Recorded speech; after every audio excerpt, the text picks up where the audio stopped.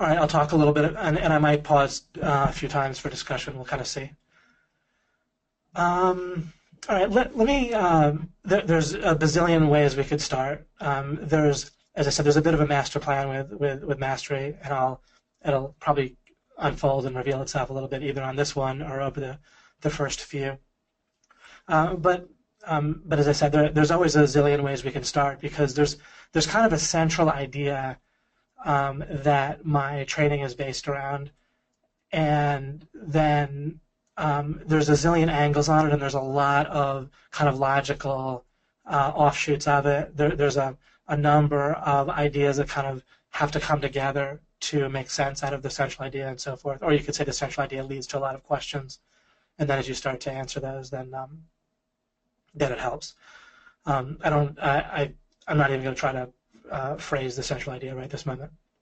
But some of the things on my mind, let me move this over here. I'll go to webinar interface. Some of the things on my mind I listed here. Overall, just with understanding me and what I'm working on to help you guys with overall in life is which I'm actually not going to expand on this very much, but I started to notice over 2 decades ago that there were important things about the way that we thought that weren't adding up, and the usual explanations for why they didn't add up also didn't add up, such as that people are sheep, or, for example, if we're just like, oh, some people are stupid or dumb or evil or sheep, then, well, if some people or a lot of people or most people are, then there would have to be a reason why I, for example, or you from your perspective, are not, and then what would that reason be? Or you could phrase it, why wouldn't we be a Nazi if we were raised in Nazi Germany? Why wouldn't we be a slaver if we were raised in the wrong place at the wrong time in the United States, or a zillion other places in the world that had slavery, or that do these days? Why any number of things, right? And why would we be any different on that?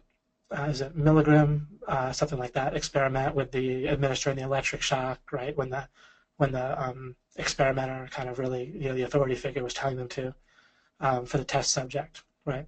The kind of famous experiment where they all basically kind of failed it or administered near lethal or even maybe literally lethal doses of the electric shock in that test. Anyway, there's just various things that don't add up, and one of the stories I've told that was early for me was for me as a Christian, and I am currently a Christian. I have been for a while. So if I seem to be picking on Christianity, I'm not overall. I endorse it. But there were two very central and important ideas, but that inherently don't add up. And one is that the main important thing in life is to choose to have a relationship with God rather than not. But then the other was that you couldn't know whether God exists. You just had to have faith. And even the idea of faith at that point was a kind of, if you examine it, a nonsense concept, like you're supposed to know something by not knowing it, or something like that. Or even people would go so far as to say, well, if you could know, then there'd be no room for faith or something like that. So I'm not going to get into the objections to that and the replies to the objections and so on and so forth. But there's just thing after thing that didn't add up. I went to college, and there were major theories. I talked about evolution once, evolutionism or whatever, in alchemy. I think alchemy 20 or so. But they would say these things that didn't add up, and yet these were professors who were supposed to be like the end-all, be-all of everything in life, right? There's a certain culture, right, and subculture in America where college is kind of the end-all, be-all, and I was in that subculture. And professors are like the high priests of the most important religion in the world, right? In essence, and there's a way that even if they were wrong about some things or sometimes stupid, they shouldn't all be beyond ridiculous about some things that were the major central part of what they're teaching, and yet they were. And then the people that were also supposed to be intelligent and were intelligent would just kind of nod like zombies when they would say some of these things. So there's just a lot of stuff. Learned how to read 3 to 5 times faster, along with my best friend at the time. in the middle of college during the summer, and then went to the principal of our high school, who we figured would be very interested in that. Now it's kind of funny looking back to even believe that, but you think that like a principal of high school is sort of interested in learning or kids learning. You have these rallies to have school spirit, right, and so forth. And so there's all this sense that you're supposed to have pride in your high school, and pride in learning, and there'll be all kinds of posters up, how important learning is and how important reading is, right, throughout your education. And then the fact that people are functionally illiterate in the sense of, you can only read like 1/5 of what you could otherwise read or whatever if you read at the kind of slow, retarded level that we're normally read at. But he had no interest in that subject even, and any of these, we're used to kind of deleting and dismissing and marginalizing all these little anomalies, a little bit like the kind of straight man policeman, right, in Sherlock Holmes, or any number of mystery shows where they kind of dismiss all of Sherlock Holmes's or monks or whoever's little things as quirks and anomalies of what they're kind of clues that they find and so forth. But if we don't just wave our hand and dismiss these things, then there's a way that things just don't add up.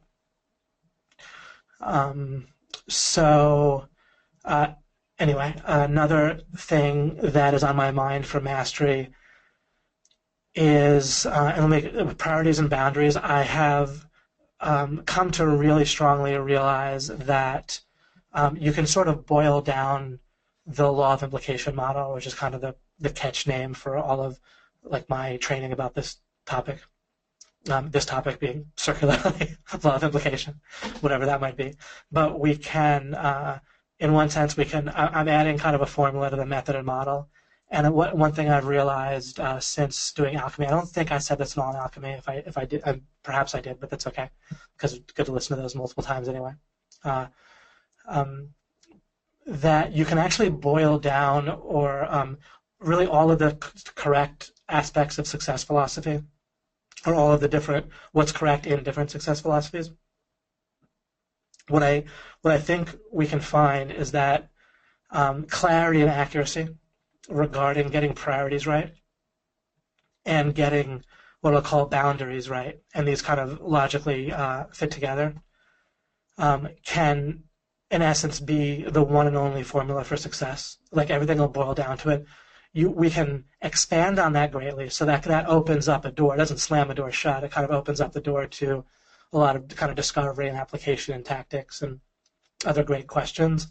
But at the heart, if you just get priorities right and boundaries, to give you just a sense, limiting beliefs form overly restricted boundaries, right, on going after a particular result or goal, for example. And so having the wrong limiting beliefs, any limiting belief would be an example of violating accurate boundaries. And another thing we'll find with boundaries is that we're going to want to discover where they really are, where they really kind of should be, because they are real. So it's not just a matter of declaring that you have certain boundaries or don't have certain boundaries, but you have to kind of discover where they are, or where the implication of some of the other thoughts or beliefs kind of naturally are going to create boundaries that may or may not be where you want them to be. So that's a new thought that I'll expand upon in mastery. And then this is just, I've talked about this in alchemy a lot, and especially in the last one, I kind of brought this home to a large degree, but we will, I don't know how much I'll get into the method in mastery, but I'm sure it'll have to come up here and there because it's critical. What it also turned out to be is when you really go for clarity and accuracy and getting priorities straight. And another thing about getting priorities straight is that it's not, the reason we have the logically related idea of boundary is because the minute we try to get priorities straight, if we start to list our priorities as if they're absolutes, like number one is my family, or people will say what, God, country, and family, maybe in that order, or maybe not, maybe in some other order, who knows. But as if they're absolute, right? So people will talk as if priorities are absolute, when in fact, like work might be a priority, but if Chance was urgently sick, then properly family would become a priority, because work might be a priority within certain boundaries, right? And another way to put it is there's also kind of a region or boundaries where my family is a priority, right? For certain events, certain amount of time on average each day, and then certain emergencies that might come up. That's all could be already factored in, already correct, reasonable, uncovered boundaries that exist during. So in essence, anything that's at all something that you would focus on at all in life, anything that would be anywhere on your priority list, actually is a number one priority within certain boundaries, right? Like taking a shower might be literally my number one priority within certain, in my terminology here, boundaries, right? Like whatever that might be, or brushing your teeth, right? I wouldn't say that the number one most important priority in my life is brushing my teeth. However, there is a region of my life, right, in which it is the thing I'm doing. It's literally the priority, right? If I'm brushing my teeth and not doing something else, then that's my number one priority in that little region, in that little boundary region, right? That's how you want to think of things. Is all priorities are actually number one within their boundaries, and as you clarify those more, and in terms of accuracy, again, you can't just do it by fiat necessarily. Then whatever you're working on, you're actually treating as a top priority. And in addition, you either have a ballpark or particular accuracy, but even getting in the ballpark is going to be helpful. The more accuracy, the better, right? And on the way to total accuracy, which may or may not be possible, you get some amount of clarity and some amount of accuracy, and that's better, right? So you will consistently have an idea of which priority is your top and really and only thing that you're focused on, essentially, and that's okay, because the boundaries will make that all work, where you'll know when whatever you're working on that's currently the priority or focused on, however you want to phrase it, will give way to some other thing being the top priority. And by realizing there's one and only one thing there, it forces you to kind of be aware of it in a good way. Just using the simple meaning of aware, in the simple meaning of you there, for those of you who've been with me for a while. When there's one and only one, then it'll help kind of force you in a helpful way to have a sense of what the region, what the boundaries are on when something's a priority. And it'll let you enter into unconflicted thinking and action much more, which is another big thing on my mind. And I talked about that at OMG Live. I guess that was in October. It's now December, 2 months ago. And that's listed on here, on that other slide that I referred to last. And then the model, you can think of this as kind of being based around you are not your mind, or those of you who know more of my stuff about the consciousness field, and building off of that. So the model gets built off there. Method involves the matching and fitting. But then particularly I want to be developing this over time with mastery. And this leads to other questions and other thoughts, and so we'll kind of flesh it out, build more and more of a framework to support it. And in doing so, I think you'll kind of have everything, or at least you'll have a terrific framework where you'll be able to use other success books or philosophies or teachings and tactics within a great context where they'll be understood in a useful way, rather than just kind of have things scattered. And also, rather than have some wrong ideas about success, right? A lot of people feel conflicted, for example, about whether they should give up on things, or whether they should persevere. And by thinking in this way, you'll be clearing that up better and being able to address questions like that better. All right. Control versus context. I've talked about this in various ways for years. I've talked about control versus understanding. In order to understand something, understanding is going to involve being able to build something or being able to dissect something, right? And if there's a greater context that you don't understand, and if that context matters, then you don't yet have full understanding for something. I've talked about stipulating in the past, where we can deal with that in a good way.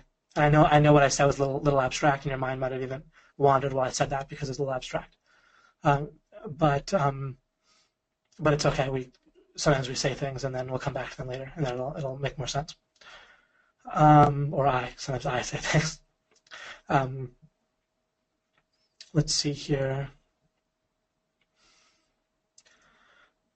But something I want to develop also with you guys with this control versus context is we want to come to see the question kind of poignantly of why do we often ignore context when it's really detrimental to us, and the answer to that, to understand that, it's going to be trying to get a false sense of control or a false sense of knowing, but not on purpose that you're trying to get a fault, right? Your mind isn't feeling like it's false necessarily, or we're going to see how our mind, it's kind of there to give us a sense of knowing or make sense out of kind of inherently stuff where we can't know for sure, and to kind of make it feel more tangible and real. So it kind of creates reality when, like kind of the sense of foundational reality when that's not really there. It can kind of create a sense of reality out of the arbitrary. Our mind could do just even our blind spot. The fact that our mind fills in our blind spot, right? Like visually. That's a tangible illustration of how where there's nothing, it creates a sense of foundational reality. Like we feel like we're really seeing something in our blind spot that's real, when of course it's fully illusory in that blind spot. It might even match pretty well what's going on, or fit into what's going on. It might function, right? It might function well and be what we would have seen without the blind spot, is another way to put it. But yet, but it's still fabricated. Just because something's fabricated doesn't mean that it won't work, right? But that of course can be dangerous if we don't realize it's happening. So our mind, to help us survive and get started in life, does all sorts of things that are appropriate for that, but that are inappropriate. And this is one of what I'm referring to now, relates to this important things don't add up. Things seem so right to people and so important. I put that important things don't add up, and also people's sense of importance doesn't add up. People treat things like they're important and really get upset about them, right? Here's the interesting thing. Being happy is, in one way of understanding that, the most important thing there is. And people will treat trivial things in life as things to get unhappy about. And so, therefore, they're making something trivial more important than just being happy overall. Right? There's all sorts of predictable, trivial things that most or many or virtually all people will get upset about. Again, treating the trivial as more important than happiness itself, which is overwhelmingly important, right? And doing that is normal. It isn't really viewed as abnormal. It's more treating the trivial as things to get upset about, or treating things that maybe they don't seem trivial, but if you think them through, they're trivial, and they don't really have an impact on life overall.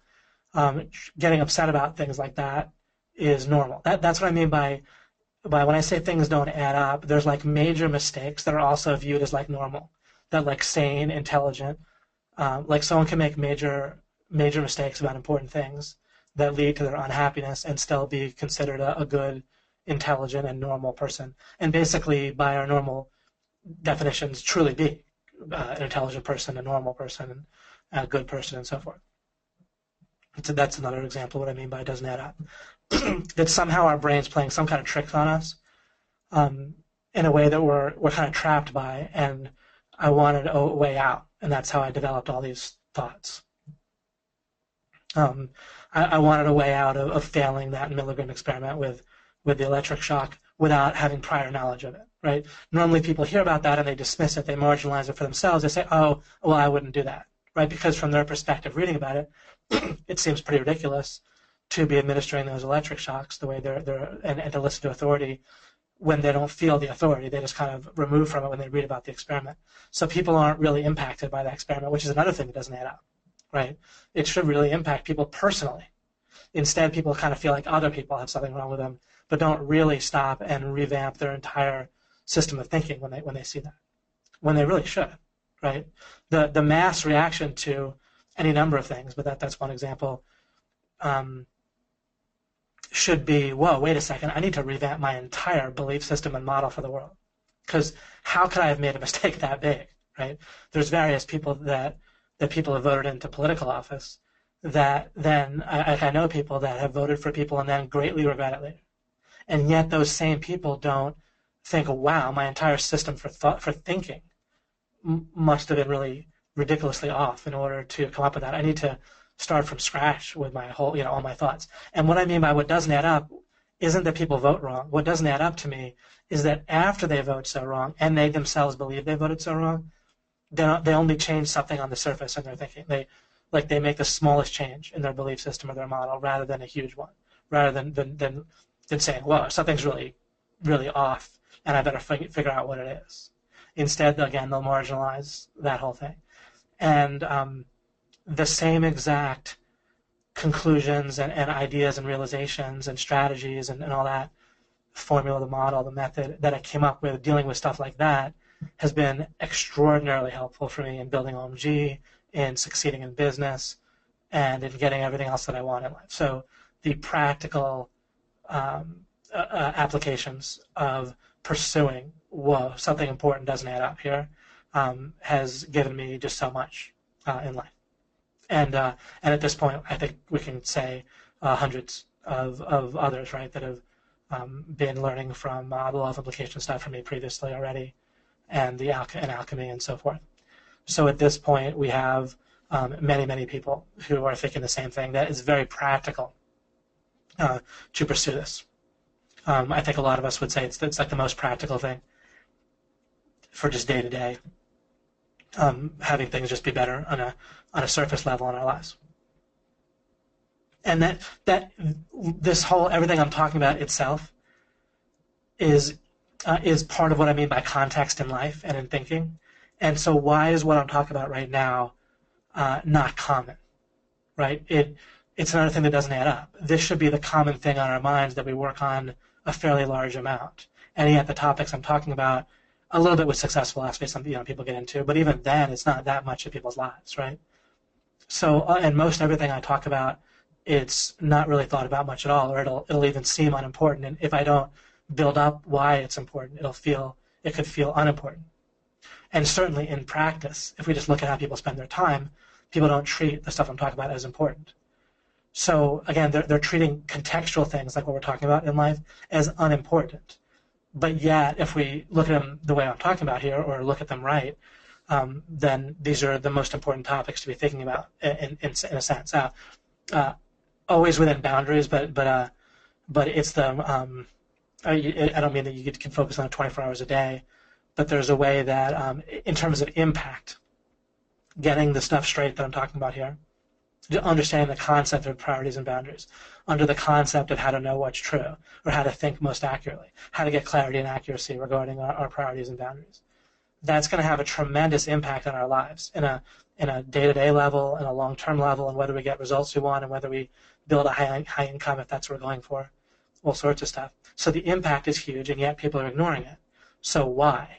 You see how all these things fit together. We keep coming back to it doesn't add up.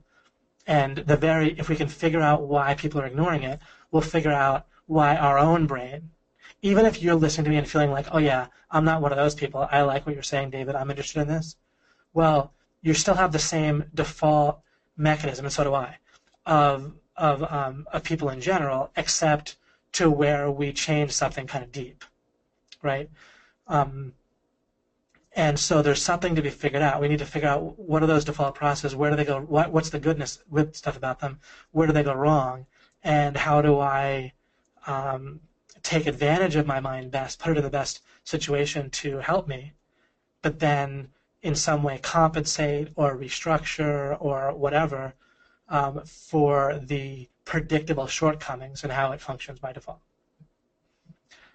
So that on our own we would come up with stuff like this content, the contextual stuff is important. And one of the things we'll realize is what our mind is doing for us by treating context like it's taken care of is to give us more of a sense of control, confidence, and knowing, which based on a different fallacy helps people take action. But we can, again, if we can figure things out a little better, then we can undo the deeper fallacy that's making this, the next fallacy supporting the control fallacy or the fake knowing fallacy. And then we can uproot the whole thing and not need to be operating this way because it has so much cost. This relates to the ego issue. So does expectations versus betting, and I'll get into that soon. Either in maybe not, I don't know if in this webinar, but possibly actually that is in one sense. We'll see how things continue here. All right, we have this thing about inevitably succeeding. Let me see if there's anything that should be discussed right this moment. I'll just check in with the post, if there's nothing that too much hops out, then I'll talk about the inevitable success, little logic progression that I have there for you.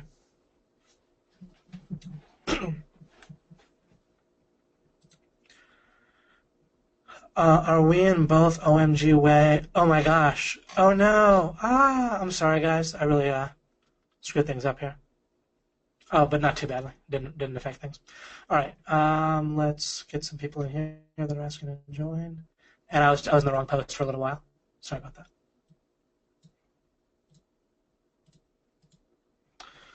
All right. So now I'm in the right one, and I am down here. Okay. Thanks, Rebecca. I appreciate that.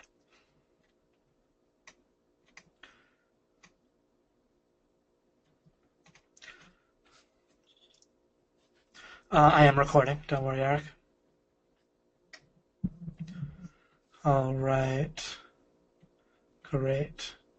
The Milgram experiment. Yeah, thank you, Rebecca, for that link. So you guys can know that in this thread, the main thread in OMG way, and we're only in OMG way. I was just in the wrong thread for a little while. That donut is barking. Gotta pick your sugars, okay.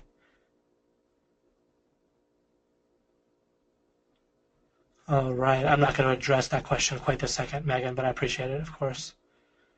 No, this is the first in this series, and I'm with the stuff that I have to share with you guys. So let's see. Always a little hard to get started, and so this is a new series. It's appropriate for people that are new to my stuff. But anytime you're new to my stuff, we're going to be a bit out of the box, but it's all going to, it might not all make sense, but there's going to be pockets of it that you'll be like, oh, wow, that makes sense, and then this other thing will make sense. And it may not fit together or break you out of certain boxes for a little while, but you'll also have those epiphanies as well. But yeah, this is new. It's pretty casual. I don't have like some perfect structure all worked out where I have all the slides for the next 10 webinars or anything like that. But really the way that I plan, which is effective, it involves priorities and boundaries itself. And so I kind of know what my priorities are, and I know boundaries related to that on kind of where, like what I'm going to be talking about and the topics. And so the root is strong, and then I don't have all the leaves built out. Great. Yeah, nice to see you again, Sylvain. How you doing? Okay. All right. Let's go through this slide. That overview was to open you up, right? It wasn't going to give you closure. I'm going to be overall in Mastery looking to give you some closure in each of these webinars. That doesn't mean that I necessarily will succeed at doing that within a particular webinar, but I'm more going to be looking to do that. I'm more going to be looking at the end to kind of summarize some of the main takeaway or something like that. In Alchemy, I particularly was trying to not give you closure, like a sense like, okay, I got it, until and unless you really had it. And so I was going for the breakthrough in a certain way, that was a priority for me. And that took precedence over all sorts of things that would be kind of momentarily satisfying. but instead, but kind of keep you kind of make you feel kind of full, where you feel like you got it, but before you prematurely, and that's a real danger with some of this stuff. With mastery, I'm going to be looking in more to. I'm not really looking for you to necessarily have a breakthrough. I'm more looking to kind of introduce various kind of lessons that fit in with the topics that I mentioned, and then we'll try to continue to tie things together and so forth. And then we'll see how things unfold, as always, with my sort of structure and planning. Then I have certain foundational elements, and then we go from there and we build. But definitely lots of great stuff will come together in mastery. It'll for sure be beneficial. And probably extremely so. All right, this is going to be pretty cool.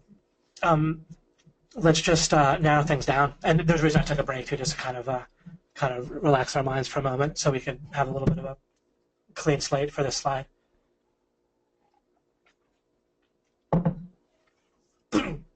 Let's ask this question, and then we'll kind of look at a logical progression here with some interesting conclusions. If you'll inevitably succeed, then what's left? So this could either mean expansively overall in life, or it could mean with a particular thing you're going for, such as becoming solid at doing some search engine optimization, or hitting a certain income or getting a certain number of clients, whatever it might be. So just follow along with me then. So first of all, if you'll inevitably succeed, and with any result, either overall results in your life or with a specific result, then what's left, and what's left during the time when that's a priority, right? While you're working on that result that you're going to inevitably succeed with, but I'm stipulating you're going to inevitably succeed just for a moment, anyway, you'll see. We'll just do a number of if-thens.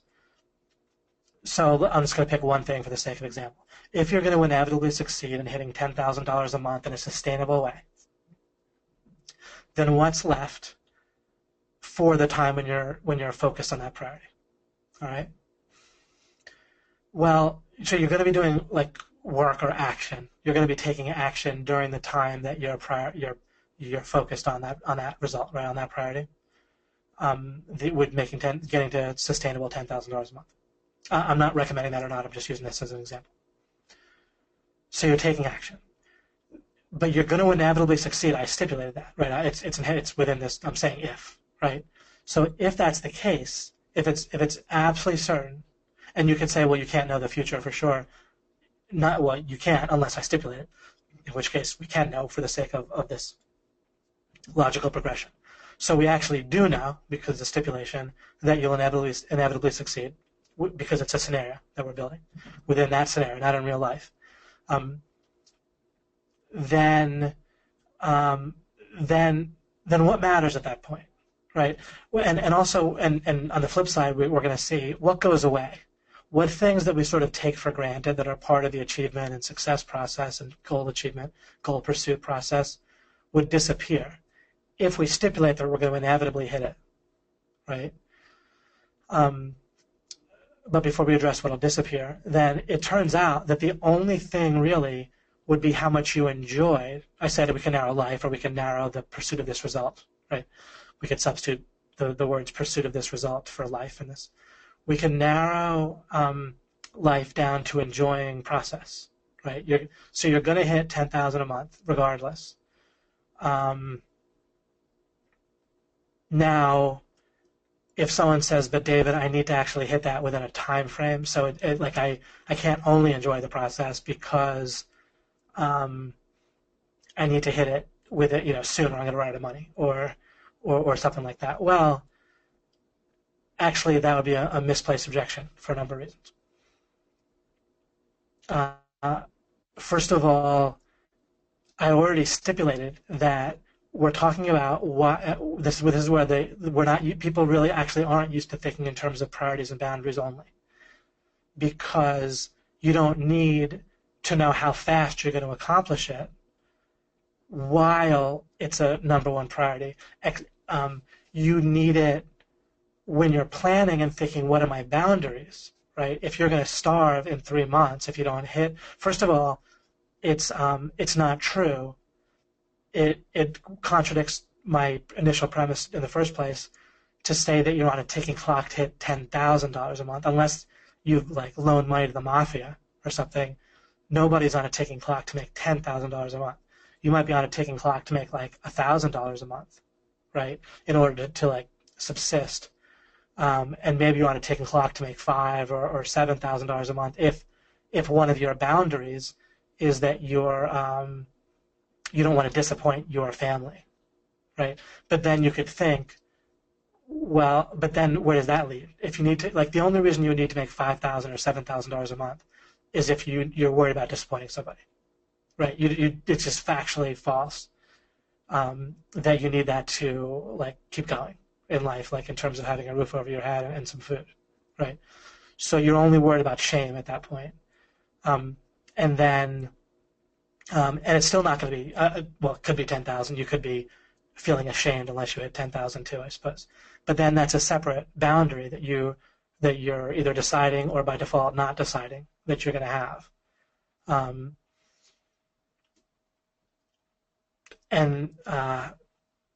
So let's think this through here.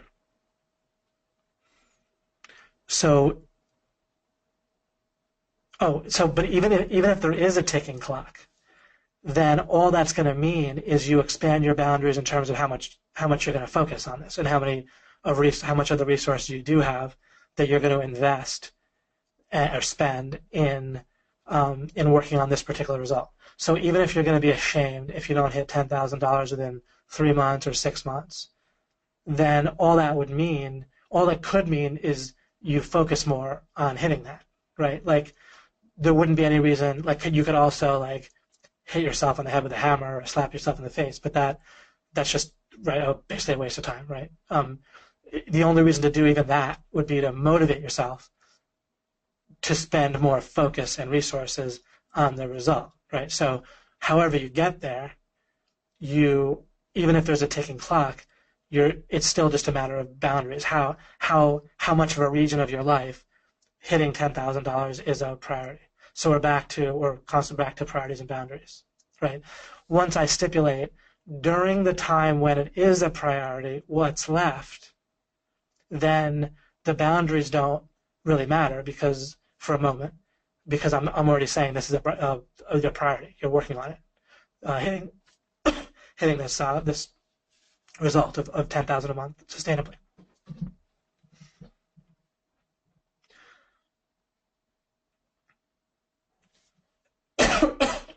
Excuse me. I'm just getting my bearings here. So you're focused on this result. We're putting aside for a moment when you might not focus on it because of boundaries, when you're going to sleep and when you're going to spend time doing other stuff. Because I'm saying while you're focused on it, and I'm stressing this because I'm giving you practice or an example of keeping your thoughts straight. Right? When we're thinking, one of the things that happens is people contradict their premises and they equivocate, which means they change the meaning of what they just said or their words. And I'm being kind of extra explanatory here to illustrate not doing that. So while we're focused on that result, if we're going to hit it for sure, then it's just a matter of whether we enjoy what we're doing or not. Right, because we're going to hit it. And again, any other objection that has to do with, well, isn't it a question of how fast? That would be a boundary question. But while you're focused on the result, you, by logic, are doing it as fast as you currently know how. Part of your focus might go into figuring out how to get more bang for your buck out of your focus. In other words, like how to understand what to do while you're taking action to get to 10,000 a month. But then that's just a matter of planning and strategy and so forth. But again, if we're going to inevitably succeed, let's not lose the forest for the trees here. I've given a little bit of like kind of side questions and side objections or confusions, but now let's step back and just look at this overall. If you're going to inevitably succeed, then really all that's left is enjoying the process. So the other few minutes of me talking about some various objections, you can think through yourself or replay, or if they come up in your mind, you can remember that I addressed those. But I addressed them to put them aside for a moment, and let's just look at this. If we know we're going to, and this is a profound idea that's going to have lots of practical application for you. If you'll inevitably succeed with a result, then all that's left is how much you enjoy yourself while you're doing it. And then we could say there's a relevant separate question, which is how much are you going to invest in terms of time and other resources to achieve it sooner, perhaps. And then once you see it that way, then you could just decide bang per buck, is it worth achieving it 2 months early, and working an extra 20 hours a week to do that, and you could just decide that in a pretty clear way. But the enjoyment still stands, because the only reason to achieve it faster would be to enjoy the result faster, right? To enjoy the benefit of the result faster. And then now then you can make a clear-headed thought of or decision. You don't need to make yourself miserable for 4 months, let's say, to get like a little bit of like to enjoy yourself a little bit extra for 2 months, right? To achieve it 2 months earlier, or that sort of thing. And really, we don't know how much we're really going to enjoy the result a little bit sooner. And let's also realize that if whatever this might mean, if we're going to inevitably succeed overall in life, then it's particularly easy to see that all that's left in life then is to enjoy the process, right? Not necessarily pursue like whatever in the moment is pleasure. We would need to at the point where we have the wisdom to understand inevitable success, then we're gonna that means we have a method of taking the right action anyway. So that's not really an issue. And then we're back to enjoying the process.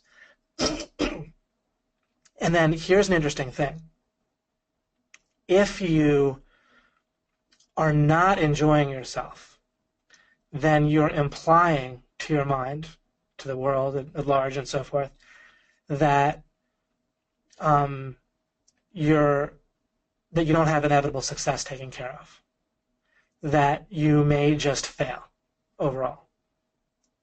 So again, being unhappy, not enjoying the process, which aren't exactly synonyms, but I'm kind of making them synonyms for the moment, implies that you might fail.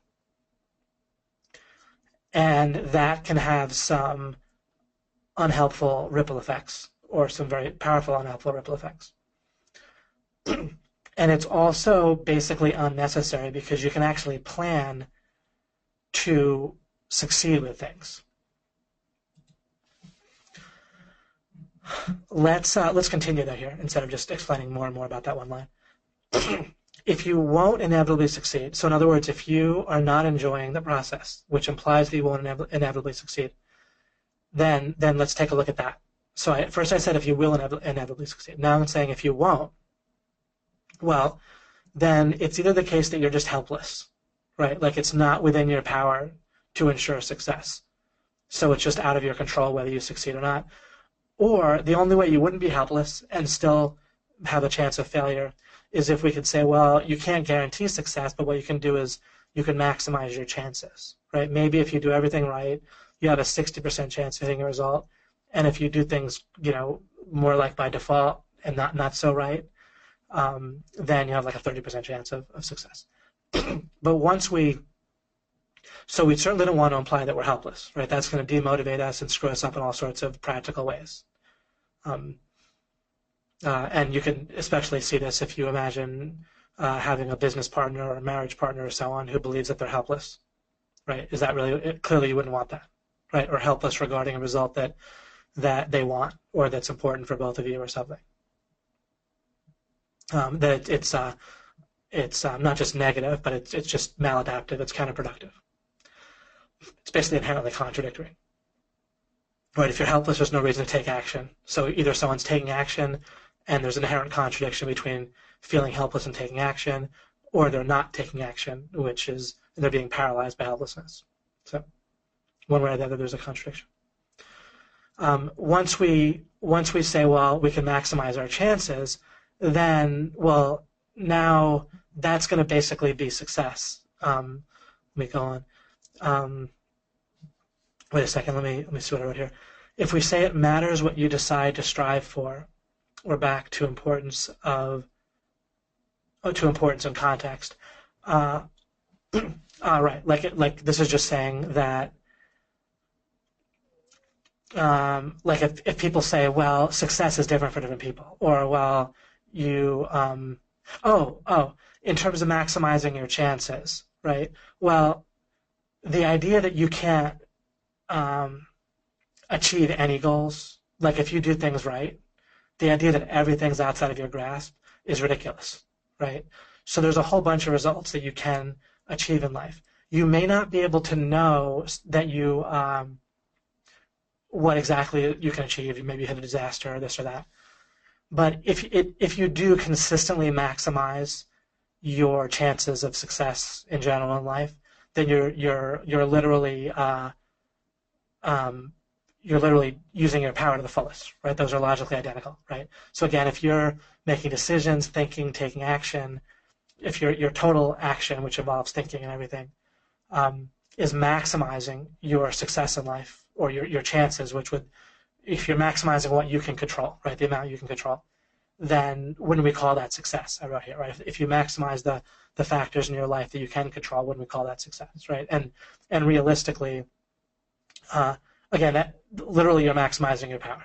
You're being the least helpless if you maximize your chance of success. So there's no way that we can circle around and say that's not enough, right? Literally, you're maximizing.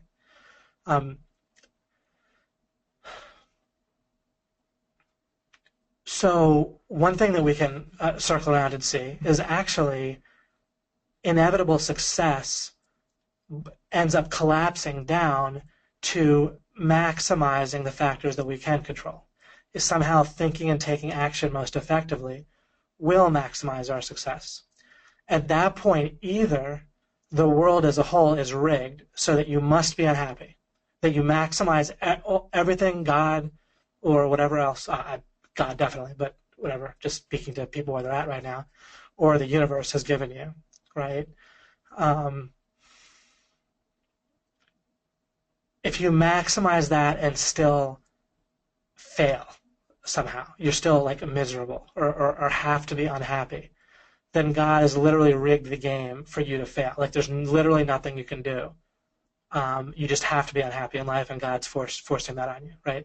By I'm not saying that's the case. I'm saying that if maximizing your power, your chances of success, so to speak, right?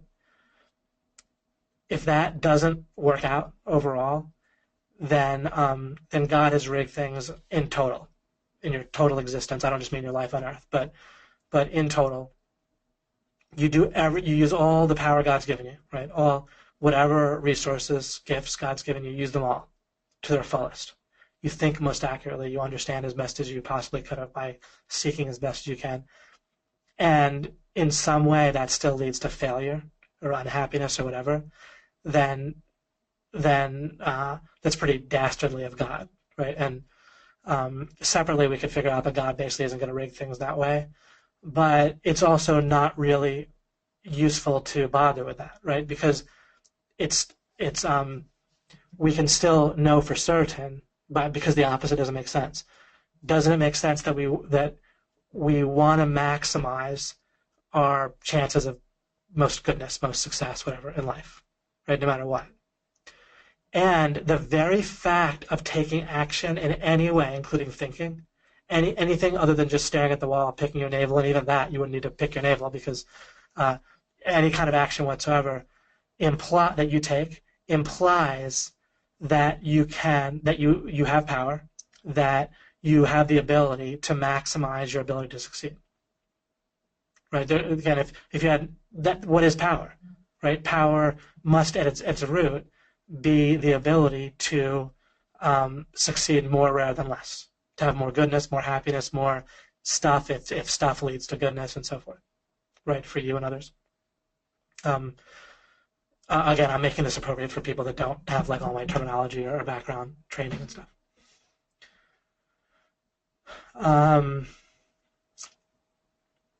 Again, so the very fact of taking action, the very fact of thinking, means that you're trying to maximize your chance of success. Right? So it constantly boils down to the same thing. So we may as well act. We may as well. Once we realize that there's an equivalence between maximizing our power and doing anything, whenever we do anything, we're at least trying to maximize our power, right? Whenever you make any decision, you're at least trying to make the decision that's going to have the most impact for the most good stuff, right? Or the most goodness for you and or for others, right?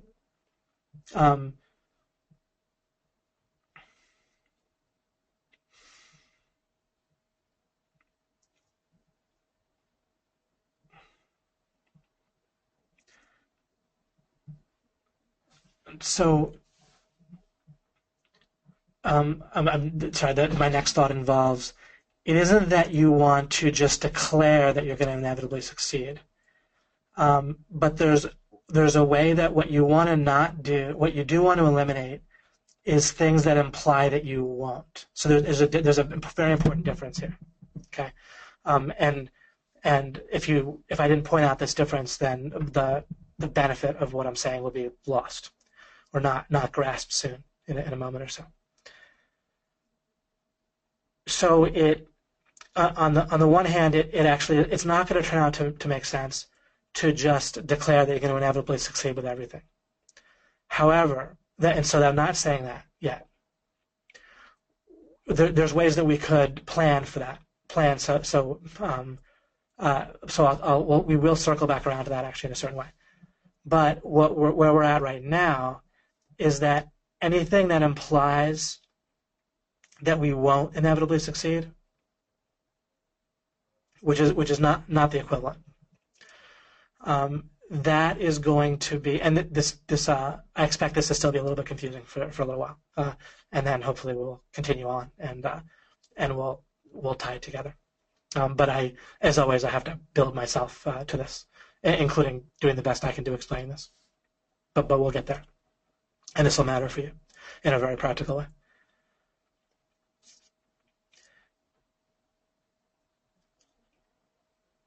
And it'll tie together with all the concepts I want to talk about: priorities, boundaries, and control versus context, and this expectations thing is going to be a big thing, and how to deal properly with expectations. We need to figure out what the benefit is to expectations and get that without all the ways that people screw it up.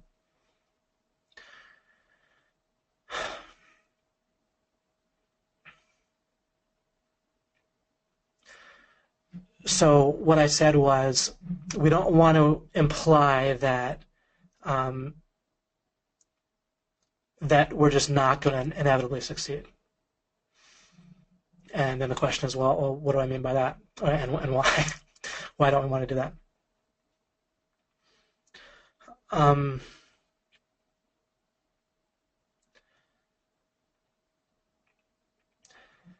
Let's take the $10,000 a month and turn that and kind of zoom in on that as a scenario.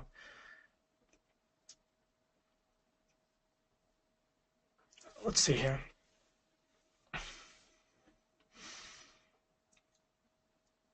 If in that case, and in cases of a number of goals that we go for, like results that we're going for, we don't really need to drop that. That's not really going to hurt us. And we can start with a boundary. We can say, until and unless I realize that I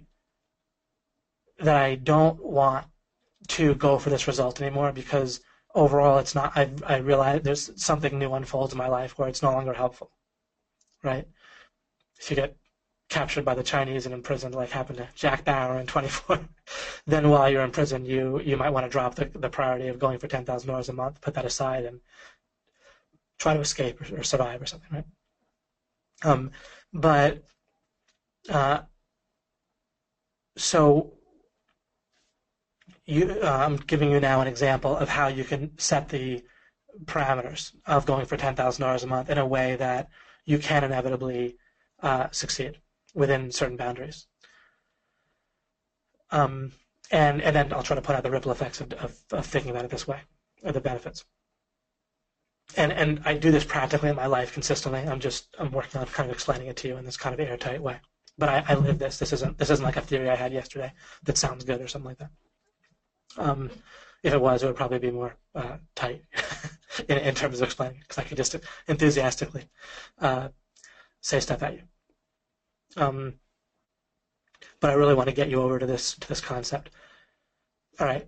So we're going for $10,000 a month. We can stipulate. We can say, if something new comes up where it becomes pretty obvious that I don't want to go for that, then fine, I'll cross that bridge. I'll deal with that when it comes to it. But realistically in life, or if I make that 10,000 sustainable, and I maybe hit like a total amount of money where I'm set for life, then I can re-examine it at that point too. So either circumstances change where going for money, that amount, or going for money in general doesn't make sense as a priority, or I restrict my priorities, restrict the boundaries in which it's a priority, which could be where someone could be an entrepreneur for a certain number of months, but then hit a point where they haven't achieved that yet. Not an OMG, of course, but if they haven't achieved it yet and might need to get a job while they're working on their job, while they're at their job, then in that boundaried region of their life, then their job might be a priority, like keeping their job, and maybe advancing it, and maybe not, maybe just keeping it. And that could be a question. Do I want to put extra effort into my job that might cut into my ability to, on the side, be an entrepreneur and build to that 10,000 anyway? Or do I want to not go extra in my job, do enough to keep it, so I can feed myself and put a roof over my head and not feel too ashamed in front of my family or whatever, but have that as boundaried as possible with focusing on my job as a priority, and then have time when I'm working on the 10,000. So one way or the other, you have an understanding of when it's going to be a priority to work on the $10,000 a month. While something's a priority, thinking about whether you'll succeed with it is unhelpful, right? When you're planning your priorities and boundaries, then you can be thinking about stuff like that. And generally, you can get the boundaries right where you'll inevitably succeed unless conditions change majorly in your life. Right? With something like $10,000 a month, you can if you have a way to feed yourself while you're going for it, then you can pretty much just keep working to it until you hit it, right? And there's not going to be much drawback to that, or any drawback necessarily. So given that, then all the things that people do that are involved with the assumption that they might fail can go away. And one of the big things that screws people up is they get, and this is the thing I talk about a lot in alchemy, but that I'll talk about in some different ways in mastery. But a huge thing in life is dealing properly with feedback in life. And so if someone's afraid of failure while the goal they're trying to succeed with is their priority, then one of the things they're not going to want to do is look at feedback, or they're going to want to be very biased when they look at feedback about how they're doing. And they're going to want to just feel like they're going to succeed. What happens is, and this is going to be as you understand it, a huge takeaway. What happens is, if you don't take care of the inevitable success, by having by being able to have the right boundaries that within which you will inevitably succeed, or the boundaries will change. If you have to be worried about failure while you're going after something, then a new goal, a new priority worms its way in to your thoughts and action and becomes a competing priority, which is either inefficient or deadly. If it competes and like wins overall, then that becomes kind of the whole priority, or else it's messing with your ability to. Whenever you supposedly have two priorities, you can't measure, you can't make good decisions because there's two priorities. There's two things that you're two different goals in two different directions you're trying to hit. You can't figure out whether to take a step in this direction or that direction. You can't figure out whether to spend money here or there or whatever. It's two measuring sticks. It's like if you're trying to measure something in Fahrenheit and Celsius simultaneously. You can't do it, literally, logically. So temporarily one wins out and the other one wins out, and they'll keep switching, and you'll run in one direction, then you realize you're running in the wrong direction, run in the other direction, you'll keep going back and forth and end up running in circles and being paralyzed. So if failure is possible, and again, you will be able to understand how to plan with priorities and boundaries so that within the right boundaries, failure isn't possible. Or not relevant for sure. It's absolutely not relevant. Then you will not have this goal, which constantly, and you can spot this in yourself and other people as you come to understand what I'm about to point out here. A goal will worm itself in to believe that you are going to succeed. And you will also, the same type of goal, you will want to see progress in terms of results, but it won't be progress based on understanding. It'll be progress based kind of on like appearance or whatever. Like your mind all by itself is going to come up with an idea of what things would constitute progress, and it's going to want the feedback that you're progressing, but it's not an accurate measure of progress. So again, the real problem with the fear of failure, which is unnecessary if you set the parameters up properly of your action in life, your thinking and action on any one priority. The real problem is that it creates its own competing and different priority, in other words, goal. Again, to feel confident, to feel progress, to have your expectations, and there's a whole way that our brain operates. It has to set expectations, then it wants the world to fit those expectations. In other words, it has an idea of what feedback means progress, and then it wants to see the feedback. So there's a new goal for feedback that often can look like you're worried about ego, you're egocentric, or you're insecure. So then you, on top of everything, are less attractive and influential as a person. So to whatever degree you need to influence other people in order to achieve your goal, that's going to be weakened on top of everything else. So it's actually vitally important to get priorities and boundaries right, get your planning right, so that you are your priority and your goal is to achieve a result, and be aware that if ever it sneaks into the back door, that what you realize that you're going after instead by accident is a feeling of progress towards the result. Then in kind of an emotional way, right? Now, real progress is made by your building in the direction, not moving in the direction. See, now, these are sort of vague terms, but there's still enough of a meaning to them that it'll give you more of a sense. I'm trying to give you different angles on the same truth. If you're trying to move towards a result or an ideal or something you're going after, if you feel like you're trying to run towards $10,000 a month or move towards it, then that's an indication. There's a little bit, again, vague going by feel, but that tends to be an indication that your goal got switched to making progress, and you're only worried about progress in that sort of way if you're not sure if you're going to succeed. Again, when I say progress, you're trying to get more certainty that you're going to succeed. So if you have something happen and you feel like, wow, this is great, this makes it more likely that I'll succeed, and that's what I want. That's what I wanted.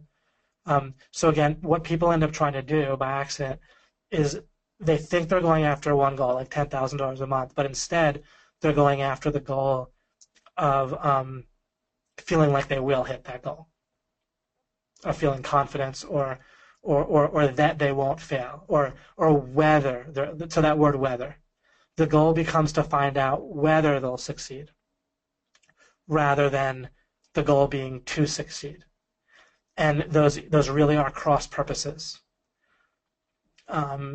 If you are dating somebody and your goal ends up morphing into finding out whether they're going to commit to you and stay committed to you, or whether they're going to cheat on you, or whether they like you, rather than the ideal or the goal being to create if you have a vision of a good relationship that you want to get to, but not where you're trying to figure out whether you're going to hit that, right? So it's very cross-purpose. Look how you would act if you wake up in the morning and you're concerned, your priority is, I want to find out whether this relationship is going to work out. I want to find out whether this girl likes me, or whether she likes me a lot, or whether she loves me, or he, if you're date men.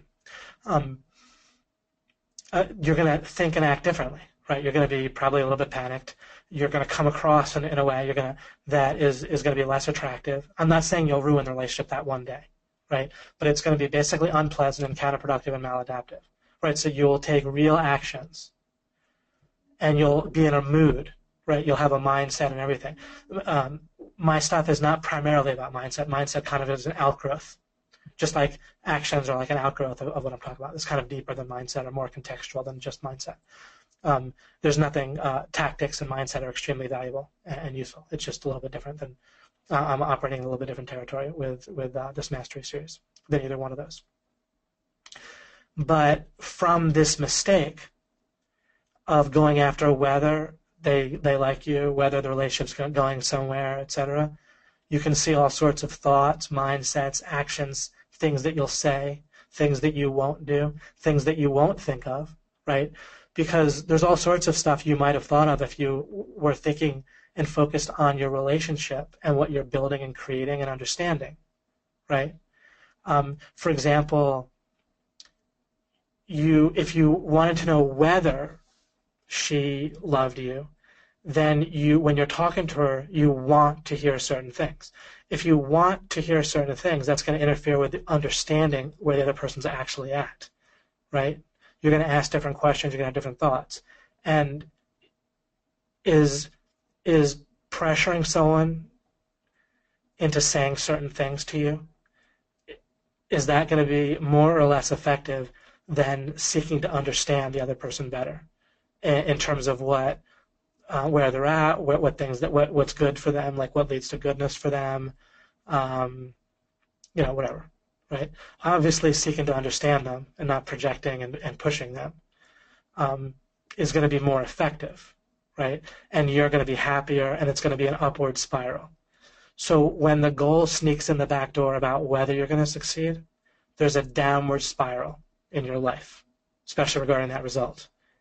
Right? But your feelings and actions and mindset and tactics and step-by-step stuff that you do is going to be less effective. And you're just going to do stuff that will get you a short-term result but will hurt you in like the midterm. Right? So you'll just make bad decisions, and I told you simply why. You will always make bad decisions when you get your priorities wrong. Right?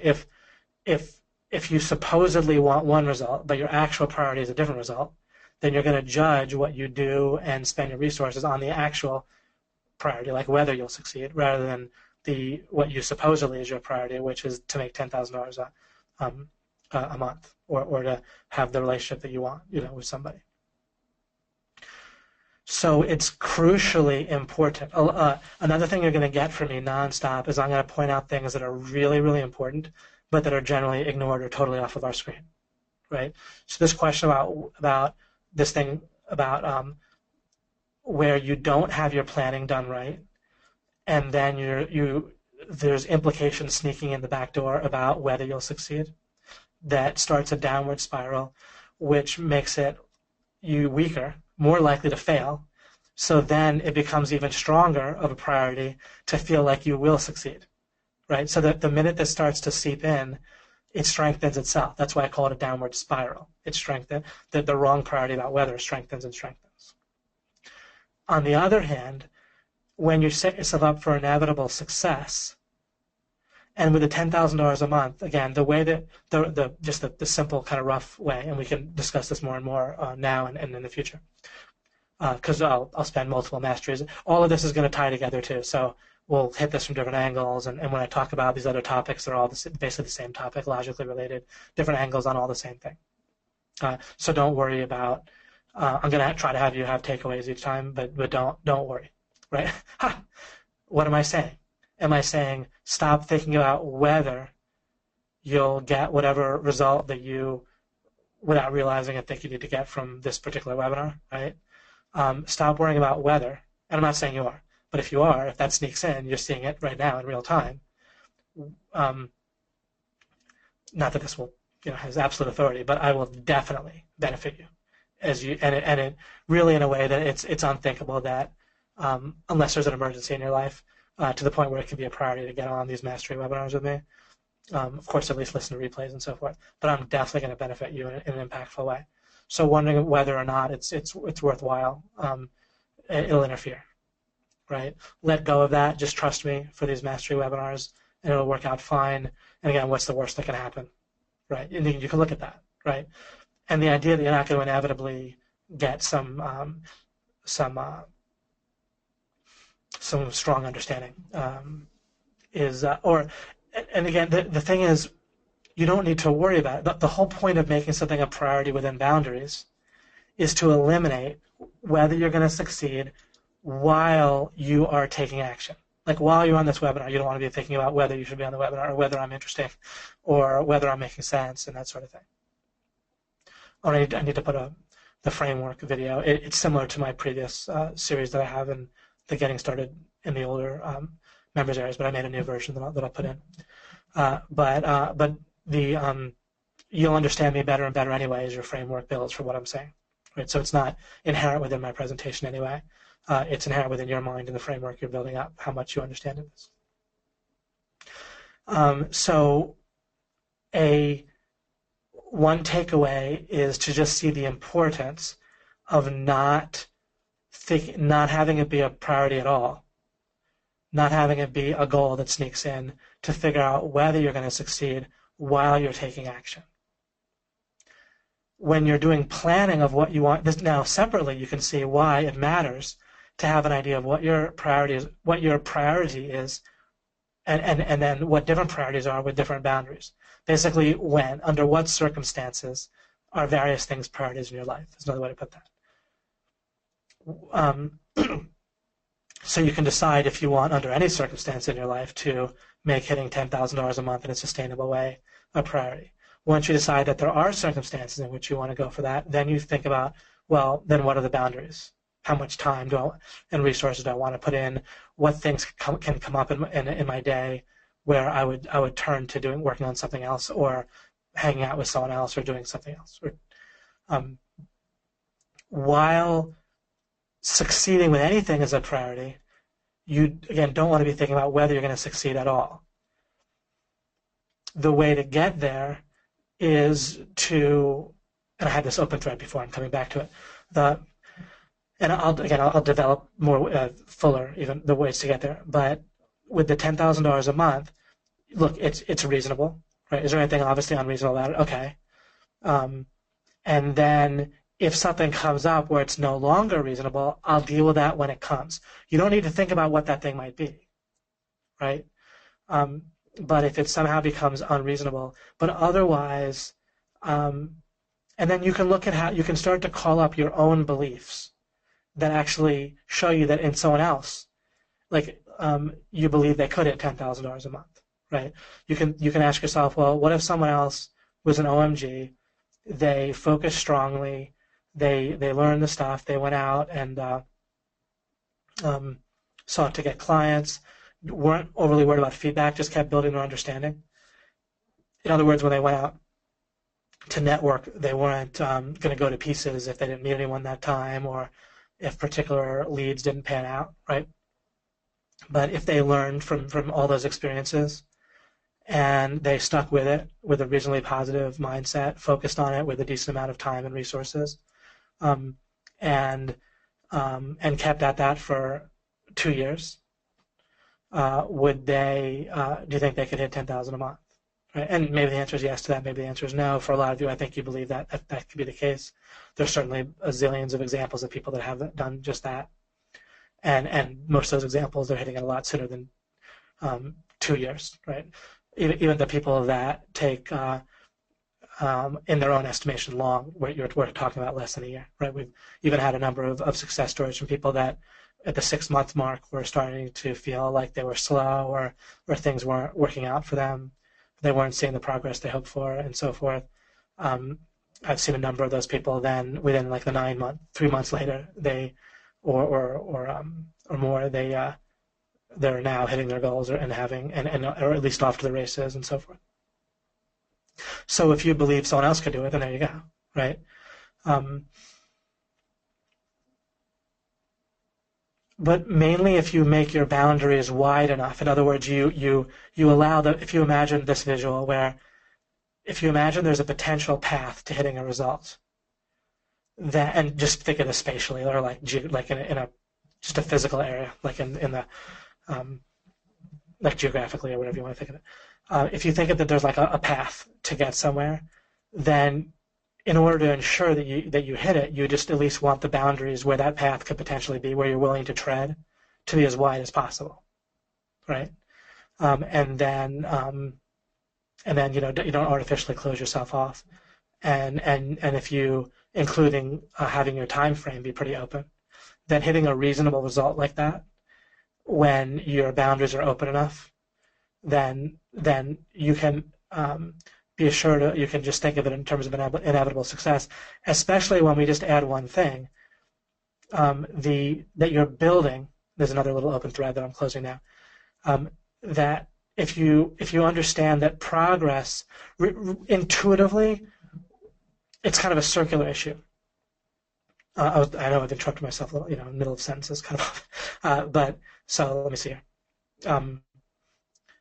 If progress can be based on building, basically building understanding, but you're building and you're trying to build in the direction of where you're trying to get to. Sometimes you don't know. Sometimes you have to build something and then see if it's in the direction, right? But at least you build things that are potentially in the direction of where you're trying to get to, in this case, $10,000 a month, right? So examples of building could be getting to talking to people that could theoretically know potential clients or be a potential client, or working on an affiliate site, or both, or just starting to do a little bit of designing a site for yourself and just getting to know that, right?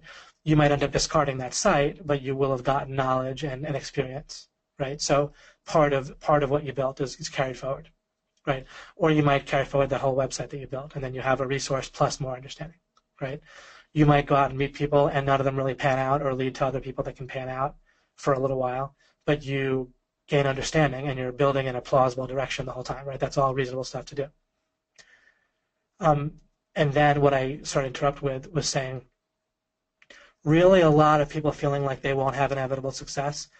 Intuitively, if you look at where that intuition is coming from, it's from feeling of like your confidence breaking down, of not getting enough feedback that you're making progress. Because really what causes premature failure is the downward spiral. First you start worrying about whether you succeed, and then that leads to things getting worse, and you have a different priority, different goal actually, just to get feedback that you will succeed rather than actually hitting the goal itself of the 10,000. And it's that whole process that your mind still feels like might happen, and that's what leads to failure anyway. If you just say, look, I'm going to build until I hit it, or until conditions change where there's something else that I'd rather build to, that I'd rather not just from a whim, right, but from good strategic assessment of your life, that you're going to build to something somewhat different.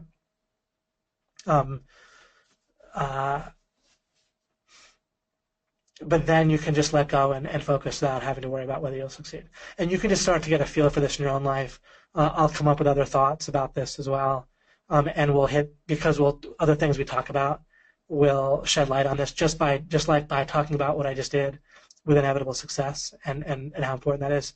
I naturally was able to talk about priorities and boundaries more, right? That's going to keep happening in mastery, where these different concepts will tie in as we talk about related concepts. It'll shed more light, right? As we build, then we'll have more context in which to understand some of the other things we're talking about, because they're all related. So the takeaway, I'm winding down here, but I just want to talk about takeaways. Look for the thing about whether you'll succeed. If you spot it, you don't need to further panic. You can just say, wait a second, I can think about whether I'll succeed in terms of, do I want to go for the ideal at all? Do I want to invest resources? But if you're wondering about whether you'll succeed, then listen, how about this? We just decide now, by default, as long as it's reasonable that you could succeed with a particular relationship or with going after a money type thing or a business type thing that you're doing, then stick with it, because by continuing to build, you will have a better understanding of whether you'll only increase your understanding of whether you'll succeed. And anything you're building regarding like OMG related is going to help you one way or the other with money getting, right? Because pretty much any type of money getting you get, you're going to find a way to tie in some of what we teach, right? And at least any type of online business for sure, right? Then it's going to be beneficial. So even if you take somewhat of a different tack, but then it's even hard to see where would you go that you wouldn't want to still go after $10,000 a month if you haven't hit that yet, for example, right? It's almost hard to even think of. So wondering about whether you'll succeed with that just becomes sort of irrelevant. So by default, if you're doing something, going after something reasonable, and you're going to make it a priority, and you're going to make the boundaries wide enough so they're not artificially limiting you, then doesn't it make sense to just let go of whether you're going to succeed? And remember, you're going to shed light on whether you'll succeed by building understanding anyway, right? By trying to rush figuring out whether you'll succeed in a relationship or money getting or anywhere else, you're not even going to have a better idea of whether you're going to succeed. You're just going to sabotage yourself. It's that, like, your mind gets to where it just wants closure, just wants to know. You can imagine this with relationships really easily, right? It just wants to know, and so it'll sabotage relationship after relationship, because then you know, right? If you want to find out where they love you and you pressure them enough and say the wrong things and get in a fight with them, and then they break up, or you break up with them, or they break up with you, then now you know they don't. So you have closure, right? Stop needing, and I'm going to approach this thing. This is kind of deep, and we'll hit this from multiple angles. That feeling like you need to know when it's counterproductive, and you're going about it, by rushing it. That is poison in many different ways. I'll hit that from all kinds of different angles as we continue with each other over various weeks. So it all relates, right? That full sense of closure. You don't need to be in a rush knowing whether you're going to succeed with something. So you can embrace the idea, sure, I don't know the future perfectly, but I already accept that. Now I don't need to rush in terms of finding out whether I'm going to succeed. I'm setting myself for inevitable success. I'm either going to succeed or I'm going to go after something even better than succeeding. Right? The only thing that could possibly replace your goal of, say, $10,000 a month or achieving a great relationship with a particular person would be an even better, more productive goal that you somehow figure out, whatever that might be. Right? By all else being equal, if you're not reasonably sure, stick with building what you're already going for. Stick with plan A. Right? The burden of proof needs to be on switching to plan B. If it becomes abundantly clear that you should switch to plan B, like try to have a relationship with a different person, for example, then okay. If it's not abundantly clear, stick with plan A. While you're on plan A, you are treating it as inevitable success, right? Because you're either going to succeed with that or something better, right? In life, where your life's going to end, and then we don't know what happens after that. Right, whatever happens after that, then we can keep going one way or the other, or it won't matter. But that wouldn't make any sense if God's rigged things, so we just fail, right? So it's fundamentally faithless in God. For those of you who believe in God, believing in overall inevitable failure is utterly faithless and almost like spiteful towards God. It's ridiculous. So it's an inherent ridiculousness or absurd contradiction to believe in inevitable failure overall, if you believe in God. Once you believe in inevitable success overall, then with any particular goal, you're either going to succeed or you're going to switch to something even better and succeed at that, period. While you're planning your priorities and boundaries, and you don't need to plan them out overly OCD at all, right? Again, you don't need to rush to know things you don't. Just reveal what you can reveal. Just eyeball it within reason. Cross off things that are obviously wrong and go from there. But while you're thinking about priorities and boundaries, then you think priorities inherently are based on importance, which is inherently based on impact. So you're just going for, well, where do I want to focus? What things do I want to make priorities with the biggest regions of my life? They're going to have the most impact, right? And generally that's going to be relationships. It's going to be relationships, making money, and understanding, the type of understanding we're talking about here in dealing with me and the stuff that we talk about, right? So law of implication, right? Alchemy, mastery, relationships in your life, and money are going to be the most obvious things that are going to have an impact, and perhaps health, right? Just kind of depending on the context of your life. And if I miss anything for you, no problem. I'm just kind of giving you some first initial places to look. And then it's just a matter of impact rather than failure, right? Like priorities are not based on what you're going to succeed and fail at. It's just based on where you think your focus is going to have reasonable, like the most impact, and you eyeball that. And again, the ultimate takeaway is to whatever degree, if you find yourself doing the downward spiral type of investing in figuring out whether you're going to succeed, then rewatch this webinar, think about it yourself, carve out a region in your life to figure that out. You don't need to rush with that either. You don't need to worry about whether you'll succeed with removing from your life this counterproductive, maladaptive goal of whether you're going to succeed, right? But just and you can have inevitable success with understanding that, so it dissolves out of your life in the same way as you can have inevitable success in anything else. All right, that is good for this webinar monologue discussion, and or not discussion, a kind of monologue, and we can talk. A little refresh here. And I'll kind of go to the another 23 minutes or so, and then we'll just continue in the future. Oh, Dave, let's get you in here. All right. All right. Yeah, and of course I've talked about inevitable success. So I'll touch on topics that I've talked about related things. Everything relates from what I've taught in the past and now, but I'm kind of looking at things a bit from scratch here. Yeah, I mean overall, when we understand that success, the whole point of success, Megan, is happiness, right? Megan wrote, "So you can know for sure that it's God's will for us to only succeed, and failure is a contradiction." Then I mean, either God's rigged things so that no matter what we do, we fail overall, whatever that means. We're unhappy. There's just bad overall, and we can't do anything about it. Or else God rigged things so that's not the case, right? Where we can basically succeed in being happy, and then what we want is happiness, and then the whole point of everything else is for that, the happiness for ourselves and for others. Right, exactly. And so overall, it's a contradiction for us to just fail overall, and then it's just a question of strategy. You know, at that point, where do we invest our resources? What are the priorities that are going to have the most impact?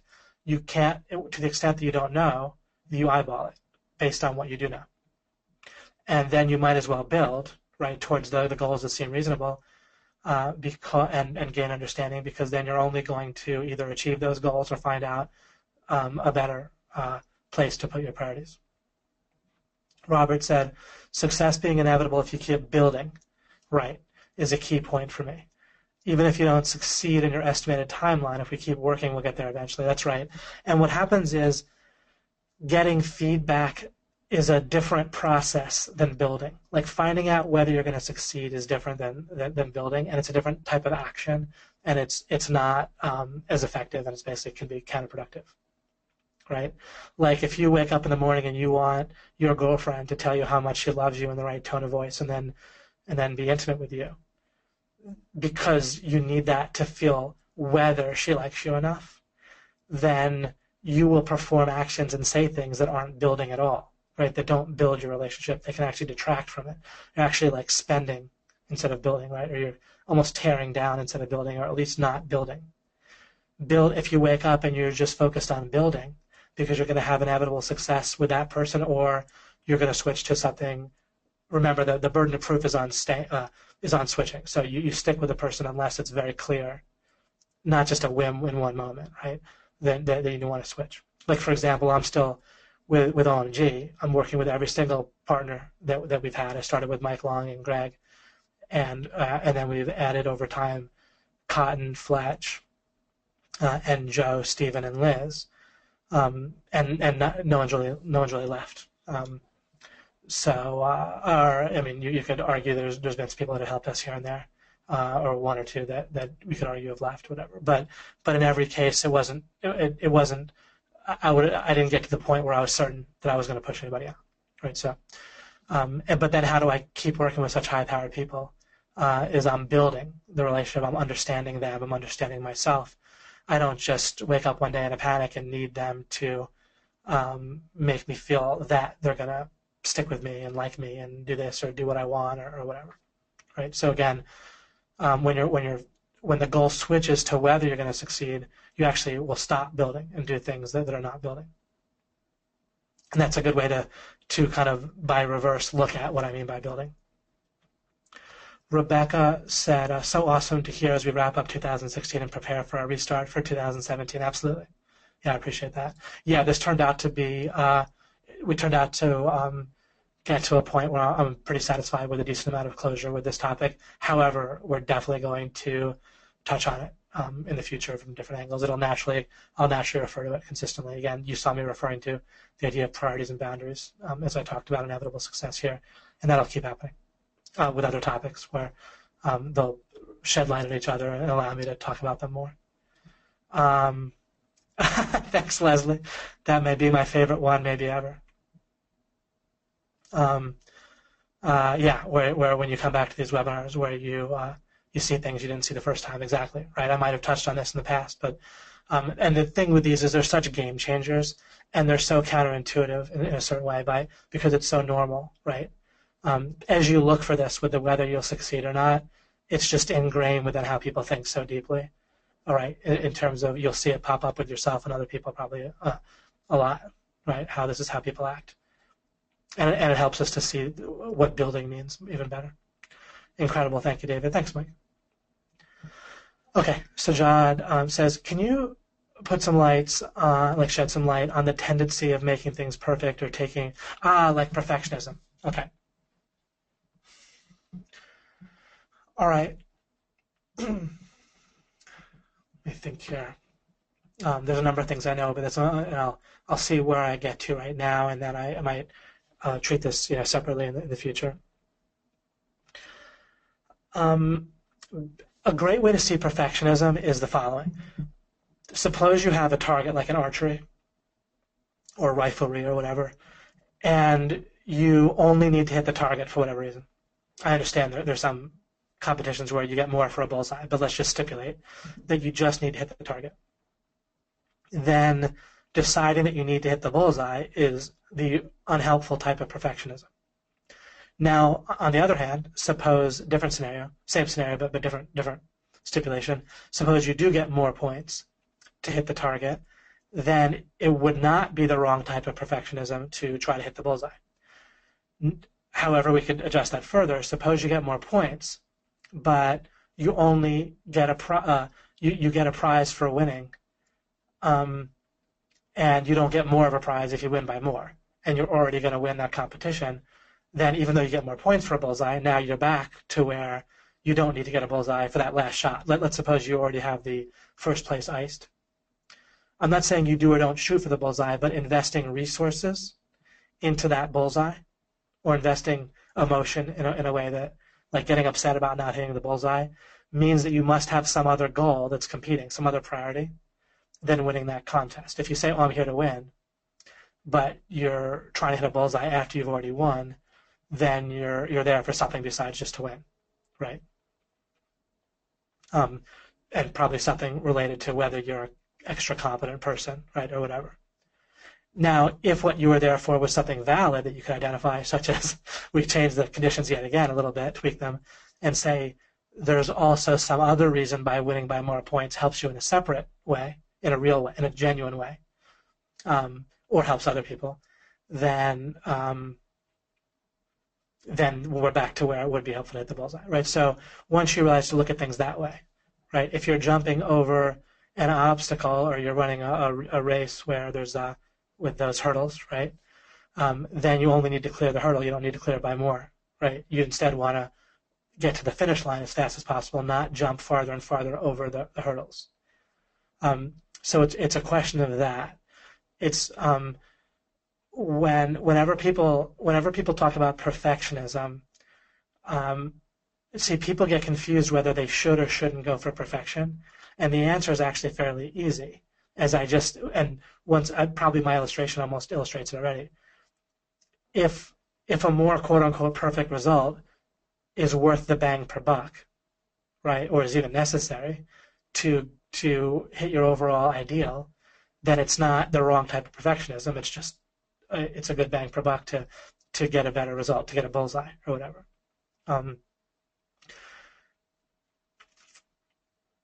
If it is a waste of resources because it's no longer helping you, what'll happen with perfectionism is there's things to accomplish that in a certain context in your life mattered at one point, and they no longer do.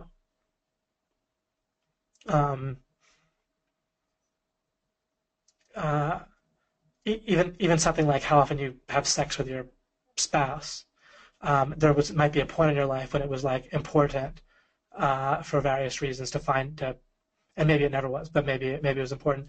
But maybe if you already know everything is great, then it's not as much of an urgent thing. It no longer means what it used to mean in terms of whether they were committed or whether they're going to marry you in the first place or serious or anything like that.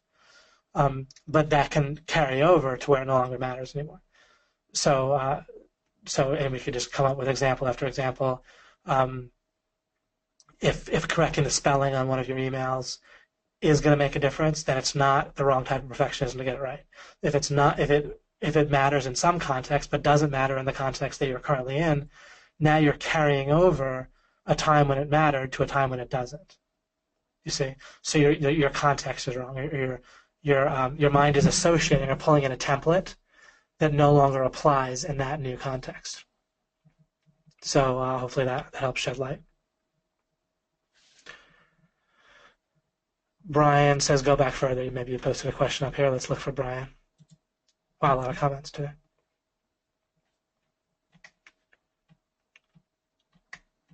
See if I can spot Brian in here. Absolutely. Was that it? Let's see what we got here. Maximum happiness. 5. Hi, 5 grade people. Glad to see you. Somehow didn't quite get that joke, but I'll get it later. How do you shake doubt that you won't inevitably succeed? Answered. Thanks, David. Oh, rock and roll. Great. Good. Yeah, fascinating, right? If you're going to inevitably succeed, you might as well enjoy the process. And then if you're not, what am I thinking? Wait, I want to make sure I get this right. If you're not enjoying the process, what did I put on the slide? This is something I had to work through because I initially didn't get it quite right. For those logic buffs out there, you have to be careful of like the fallacy, the inverse or converse versus the contrapositive and so forth. If we can,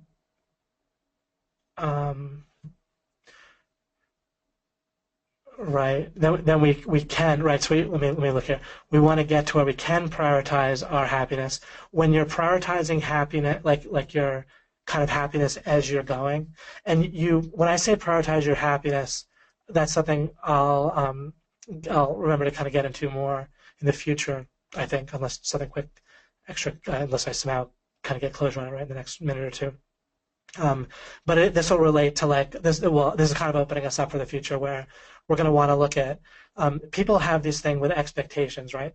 They want to expect to hit a goal by a certain time, or or they hope that a meeting with a client would work out, and then they if they don't feel good if it doesn't, then there's a way that if you're setting expectations in a way or setting deadlines in a way that makes you that pretty to kind of set yourself up for failure, where you may not fail, but you may not succeed, right? If I decide it has to work within this month, or I have to get this client to sign on, right? You have to get anyone to do anything. Anytime that you have like a goal where you're going to be happy if a person does something that you want, and you're going to be unhappy if not, then you're setting yourself up for potential unhappiness that's outside of your control.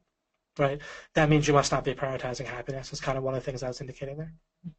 So that's all I'll say about that for now. You can. That's why I've talked several times about you can actually respond in life to all kind of feedback or news and so forth as life unfolds. You can respond with literally only two things necessary: gratitude and curiosity. So you can have gratitude when things work out more quickly, or right away, or they fit what your ideals right now rather than in the future, right? Is a way to put it.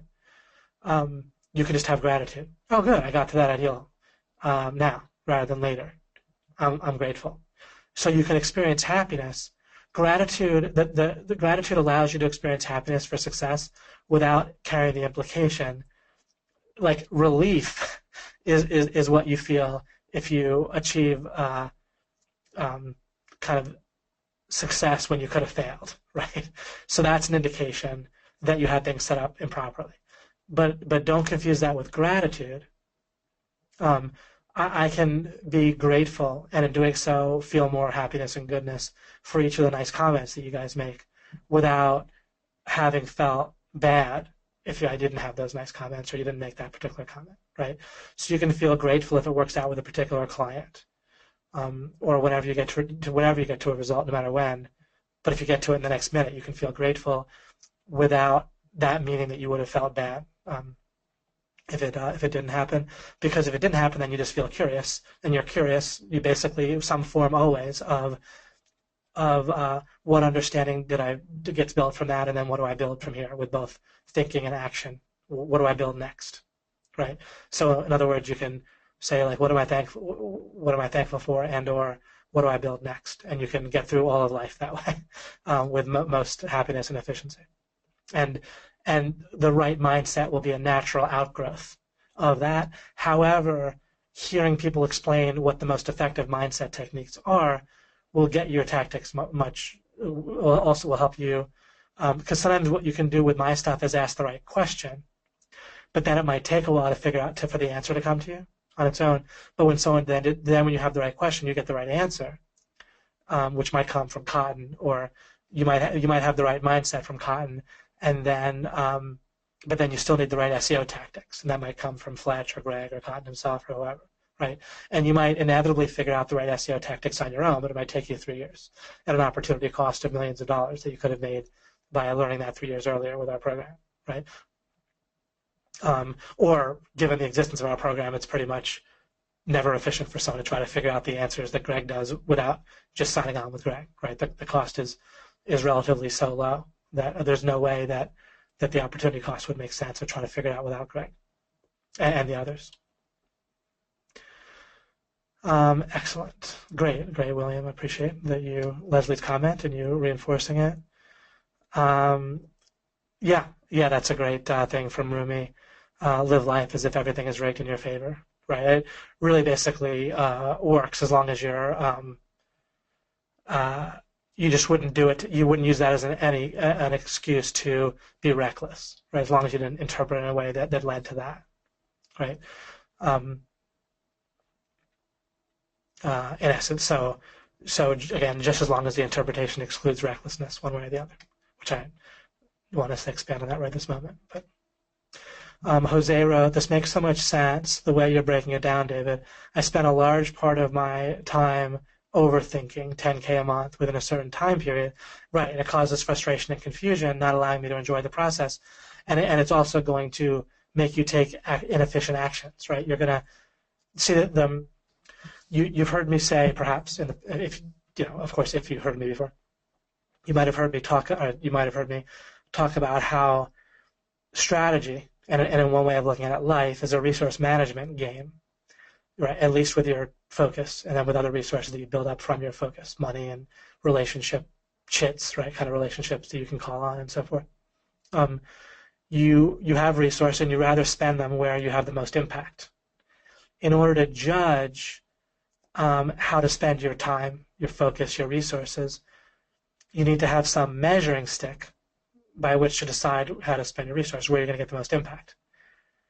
When you're measuring, you want to have one unit of measurement, and that unit of measurement is going to be your current priority within whatever boundary you're going for, right?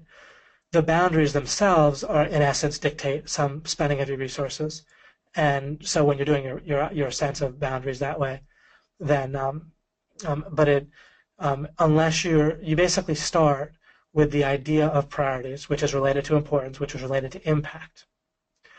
And then once you start doing that, then you realize you need parameters on your different priorities. What are the parameters, in other words, boundaries, of when different priorities are active, right? And really, instead of thinking of a list of a hierarchy, so you can fully, here's another takeaway, you can fully get rid of the idea of a hierarchy, some sort of absolute hierarchy of priorities. And it's a very common idea in success teaching, is to have a hierarchy of priorities. And again, you can see it in our culture when people talk about their priorities in terms of God, family, and country or whatever, and then other people kind of agree, like implicitly agree with the assumption underlying that, which is that there's such a thing as a hierarchy of priorities. What instead you have is for each, something is either potentially important in your life at all, somewhere, or it's not, right? So something is either on your list, but not a hierarchical list of priorities, or it's not. And if it is, then it's a full priority within certain parameters. With some things like brushing your teeth, those parameters are fairly narrow, right? But like twice a day for a minute or however long it takes me, then functionally speaking, brushing my teeth is an absolute priority, right? I'm not, of course, talking to you about brushing teeth here. I'm giving you just an example of something that might look trivial, but it's actually an absolute priority, except it's not totally. In practice, it ends up being. But if there's certainly emergencies, not that I've thought through. I couldn't tell you every parameter of every priority. But what I will do is, when I see inefficiencies, when I see the wrong types of goals at the wrong time come up in my life, or if I think I've misspent resources or it becomes kind of obvious, then I'll take a look then, and I'll get some more clarity regarding those parameters. So it's not like I have a piece of paper or a document on my computer where I've listed every possible parameter of my life for every possible thing that might come up that I might work on, or every potential priority, right? But I'll have like red flags if I see these types of things come up where there's inefficiency, then I'll get more clarity. That hasn't come up with brushing my teeth, where it's an issue where I'm either brushing my teeth and ignoring some critical priority that I should have been on for that minute, and neither have I not been brushing my teeth, when I need to. So I haven't given that thought. Right? But if there was some red flags where I did need to give a thought, then I might. And I use that as a trivial example on purpose, as just to give a trivial as opposed to the other more obvious priorities. But by showing how even a trivial thing like that is basically, by functionally speaking, an absolute priority within its parameters or boundaries, which aren't just a time of 1 or 2 minutes, but also that there's not some other emergency or thing going on, right? And I don't have it like at 9:59 p.m. I do it. So of course it also inherently, I'm not doing something else. I'm not in the middle of something else. when I'm doing it. Just kind of I generally do it, before I go to sleep and when I wake up. Again, not talking about brushing teeth, just having a trivial example as a counterpoint, where everything can be seen as an absolute priority within parameters, no more hierarchy. All right. Of course, there's some sense to a hierarchy, but you can discard it once you get the real idea that the hierarchy works to some extent, but it doesn't work in other ways. Like it's one of those models that works well enough that people think that it's right, but it has drawbacks. Before my wife and myself had a child, we had a theory that was inherently flawed, which is that our relationship would still be a priority and the child would basically come second. That isn't really plausible to act on when you have a child, especially if they're high maintenance or while they're young and so forth, especially. So that ended up basically getting violated. But it was theoretically an important thought, and it was important to me, but it was impossible. And instead, if I had understood this at the time more clearly, then I would have realized that and I've since realized it, and it's since been very helpful in practice, is instead it's about parameters. And in practice, it was a huge deal, both to get it wrong, and our relationship has always been very good, but it was significantly to our detriment to get it wrong and think of it mistakenly in terms of a hierarchy, and then feel like it was violated on top of that, and just be confused overall about things. And instead, if we understood it in terms of parameters, we could have gotten it right ahead of time. And once we did understand it in terms of parameters, then it's been, practically speaking, way better for something very important for my life overall, my marriage, right? It's both important in terms of just day-to-day happiness, but it has ripple effects in every other part of your life, right? If your marriage is very supportive and nice and not an open, and even if it's good, but there's open puzzles and problems, your mind will be working on that. It'll be hard to be creative with work, right, and so forth. So all kinds of practical ripple effect importance of just things like that. So the hierarchy looks like it makes sense. And sometimes the approximation of it works, but then other times it really breaks down. And part of the things we get right in overall with me and with mastery and so forth are these kind of hidden mistakes that we make at the kind of deep parts of our thinking, these hidden assumptions that actually have a large impact on our life. And when we see them for what they are and get them right, then the ripple effects have all sorts of practical consequences. All right, we're getting upon the 2-hour mark, but do a little bit extra here. Let's see what we're doing. Is it possible to force ourselves, Edward asks, to enjoy the process, to love the grind on the road to inevitable success despite the countless repetitions you put in to develop mastery? I wouldn't say force, but I would say that as we continue together, I will. Here's what I'll say we can do. I would say that we can clearly identify it as an ideal that makes sense, and that in a certain way is not counterproductive. All right, if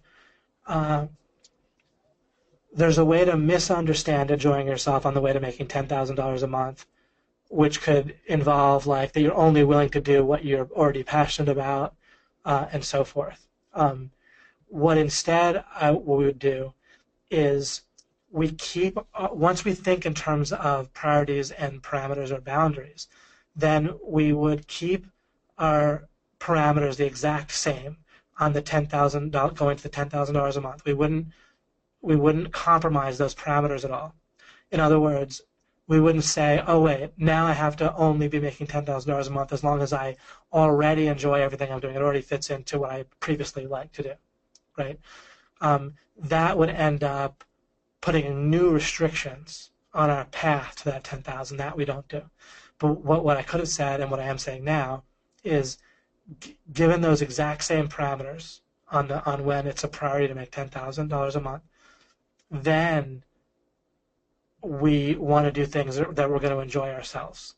And most importantly and most practically, what we're going to want to do is eliminate the things that are just going to cause us pain along the way. And we are going to be able to do that. It's probably always going to be true. It's pretty much true for me that anything I do related to making money, it's not going to be my number one choice that I could do in a vacuum, right? I can pretty much your hobby, which is a more important thing than people realize, and I want to touch on that in the future. But your hobby is going to generally be more fun for you than what you do for work for the most part. But that's irrelevant because making money has to be a priority until it's not, until it no longer has to be, or it'll sneak in the back door as a priority. And you know that money. How do you know when money has to be a priority? To some degree, when it keeps sneaking into the back door anyway, right? When you end up, all kinds of people say, oh, money's not important, or they'll say to entrepreneurs, why do you act like money is so important? When that exact same person, they want to take a vacation, they have to ask their boss, and they can only do it when their boss allows them to take a vacation. And that exact same person treats keeping their job as the end all be all, and yet they're claiming that money, is not important. So if you're going to act like money is important by putting actions that lead to it above other stuff, including how you treat your job and so forth, then you might as well get it taken care of to where it doesn't have to be a priority. Ultimately, you can shrink the parameters in your life on when you have to prioritize money. That can be an ideal that you'll get to ultimately, right? And that's an ideal that I made and that I basically hit, where I pretty much don't do things. I don't really have money as a priority at all at this point because I don't need to. Literally, I have my whole financial life planned out for a basic, decent, comfortable living, not like super wealthy, but decent. But I built OMG on the way to that, and so I'm not just going to drop that. And plus, this webinar has nothing to do with money for me whatsoever. Justin said, I'm blessed to have a wife who understands the limitations of a ticking clock hanging above your head, who understands there's a process, and I'm geared to enjoy that process, and she gets it. That's super great for making money. If you don't have somebody kind of tapping their foot or shaming you while you're doing it, that opens up your path to success significantly.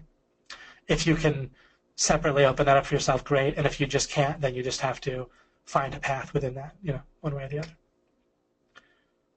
Great. A lot of words of wisdom from Rebecca. Since I'm kind of in the lightning round here, I'll skip over them. Major aha moments, David, from Debbie. If I was in a cartoon, there would be several light bulbs over my head. We would be matching heads, says Joseph. That's great. Missed you, David. Mail's been blocked since Thanksgiving. Needed this. Wonderful. Very glad. No, I'm back. I'll be around. I'm kind of keeping it casual, as I said, for now on purpose to make this sustainable for me for now, where I don't have to be really under a lot of pressure for these webinars. I still, in practice, will prepare for them for hours. I prepared for this one for hours. But I'm not necessarily going to, I'm still at the point where I'm not necessarily going to have a structure all, perfect for you guys. Those of you who are used to me are used to that for now, which is good. I have an ideal where I'll have a structure and it's all terrific that way. But when I get to that, I'll get to it, right, as usual. Megan says this is so profound, method, importance, priority, boundaries. Yeah, the whole priorities and boundaries thing is a major deal that I've been working on and figured out between between when I finished Alchemy and now. And it's super. And it'll certainly be a recurring theme in Mastery. Is enjoyment of the process also an inevitable and natural outcome? Pretty much, because you're going to be able, I think a reasonable amount of enjoyment, especially not feeling a lot of pain during the process or hardly any, is very reachable.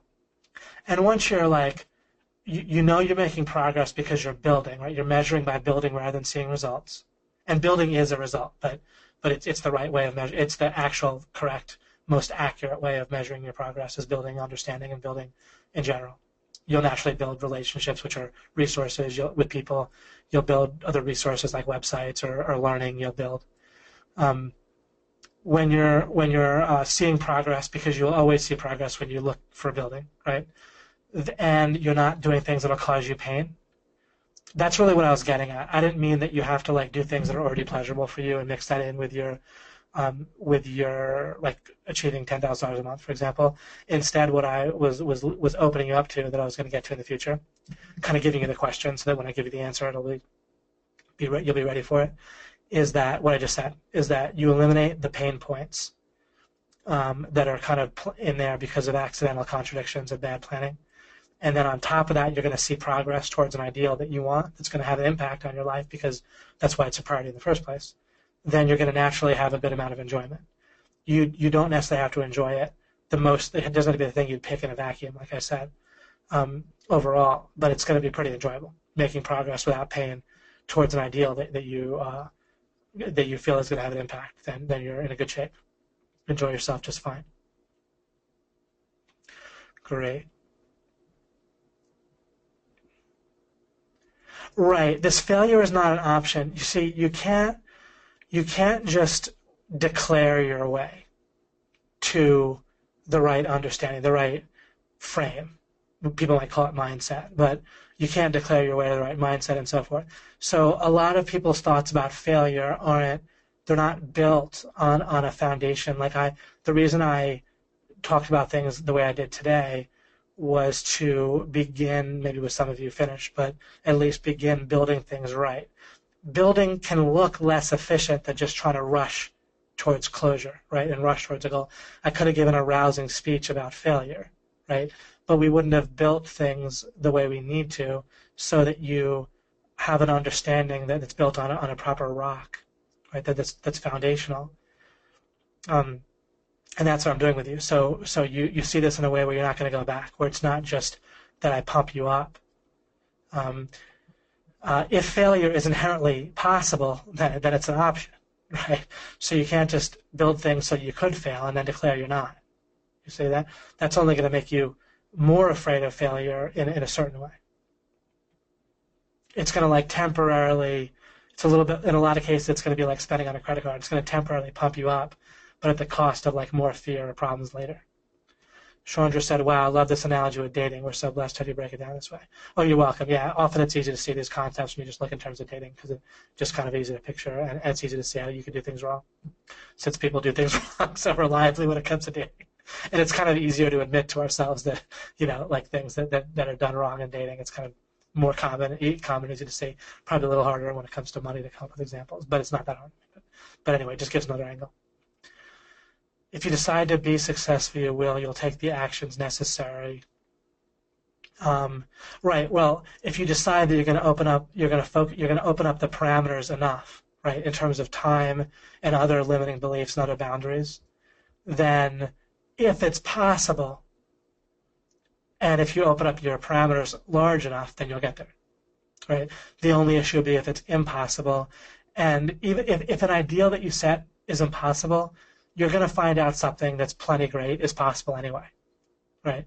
If it's absolutely impossible to make something work, a relationship work with a particular person, then instead of saying failure is not an option, or if you decide to be successful, you just realize, wait a second, I just didn't open up the parameters enough. It's certainly possible to have, almost certainly, to have a relationship, a romantic relationship with somebody, and if not, then it's possible to be just happy with your relationship situation in life, one way or the other. And certainly the same thing with making money will generally be possible. I guess if you get locked in a prison somewhere, then it might not be, and then you kind of revamp what your parameters are and what's going on. But again, the burden of proof is on Plan B, so you don't have to worry about whether you should switch to Plan B. It'll be pretty much so obvious that you switch to Plan B, or else you just stick with Plan A. That's another takeaway that can be very helpful. I think people spend a lot of time fretting about whether they switch to Plan B, and either it's obvious or switch to Plan A, and I use that in practice all the time. Just that's not, again, just some theory. I use that in practice. Stick with Plan A unless it's clearly obvious, then switch to Plan B, whatever that looks like. And that saves me so much effort in terms of fretting, and it does not lead me astray. It constantly causes me to follow through in a good way, because you build understanding by trying to follow through until and unless it's clear that you want to follow through in a different direction. Then you just build all sorts of good stuff. And in terms of it, you build integrity with yourself on top of everything else in terms of understanding, and in addition to understanding, on top of understanding. And when you do this in terms of relationships with other people, romantic or business or friendship, if you stick with it until it becomes clear and obvious that it's no longer appropriate to, then you also, not only do you build integrity for yourself and you build understanding of how to make relationships work if they can be made to work. But you also actually help your overall reputation, because someone who has relationships break up right and left, they're going to look, people are going to not be attracted to them as much, like overall, right? You can imagine this if you see someone's business relationships implode pretty consistently, that's not going to be a helpful thing, right? I don't mean that it's a total deal breaker. A person who has relationships implode can still make new relationships, but it's not going to be helpful. And people see me keep relationships overall, and it doesn't have to be every time, but then they see if a relationship does break up, it'll generally be an obvious thing, right? That wasn't like, me just getting up on someone prematurely, and then people, it's like the broken windows thing with crime, right? I don't have many broken windows with my relationships, and so that leads people to not give up on relationships with me and to put the benefit of the doubt in me when it comes to relationships and so forth. Megan says, it's so helpful, David, when you build these clear distinctions like goals, building versus moving. Oh, sure. Yeah, putting in things in terms of versus. I try, so I appreciate that. And right, even though I might not have structure, I'll definitely try to make distinctions clear and have takeaways each time.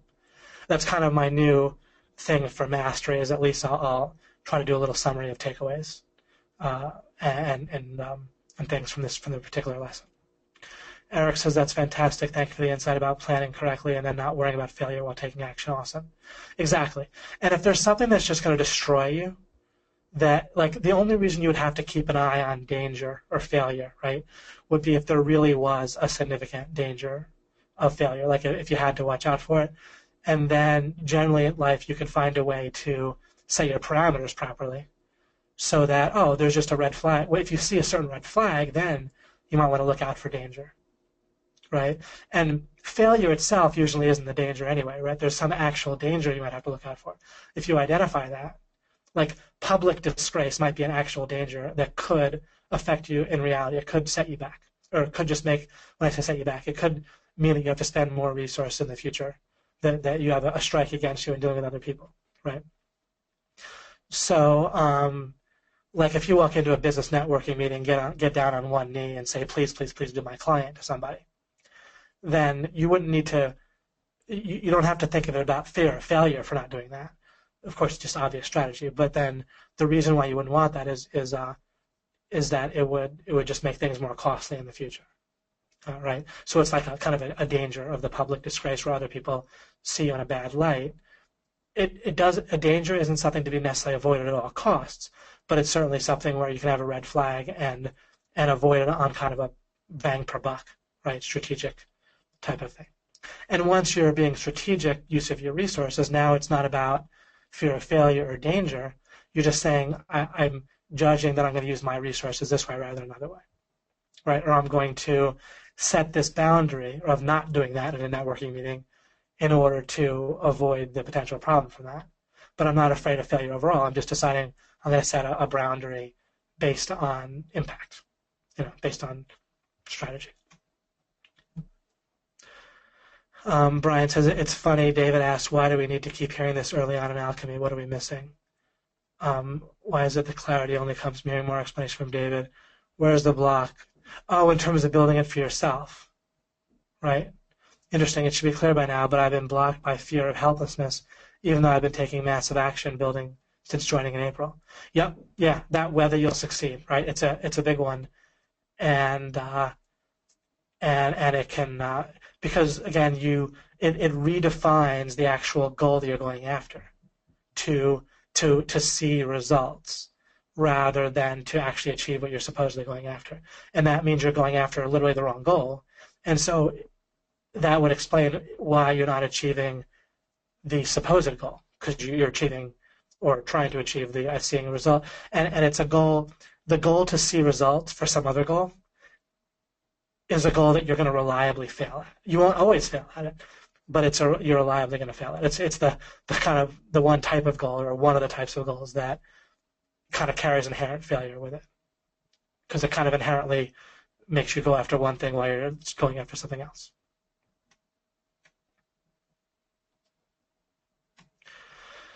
Okay, I will probably wrap things up again here.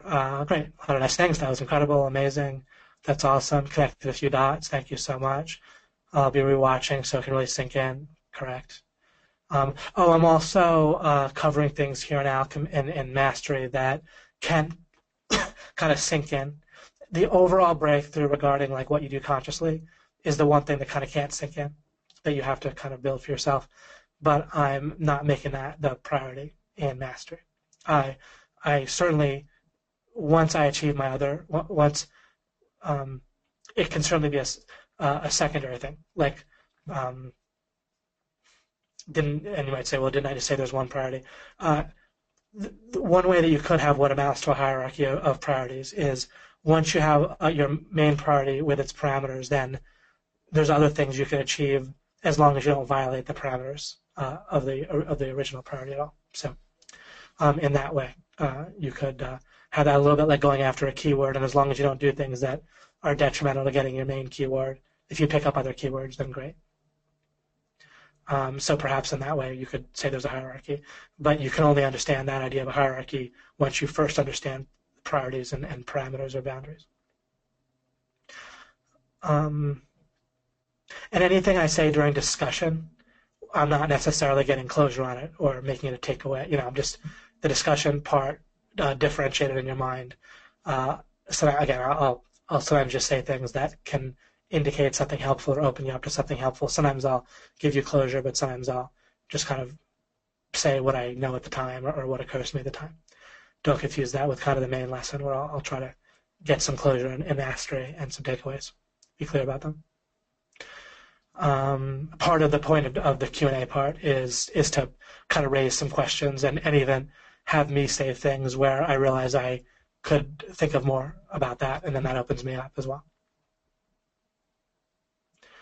Jennifer writes, thanks, David. This runs along with committing to decisions, not spending mental energy, re-questioning the commitment unless something big changed. It's been very helpful for you already, right? Great.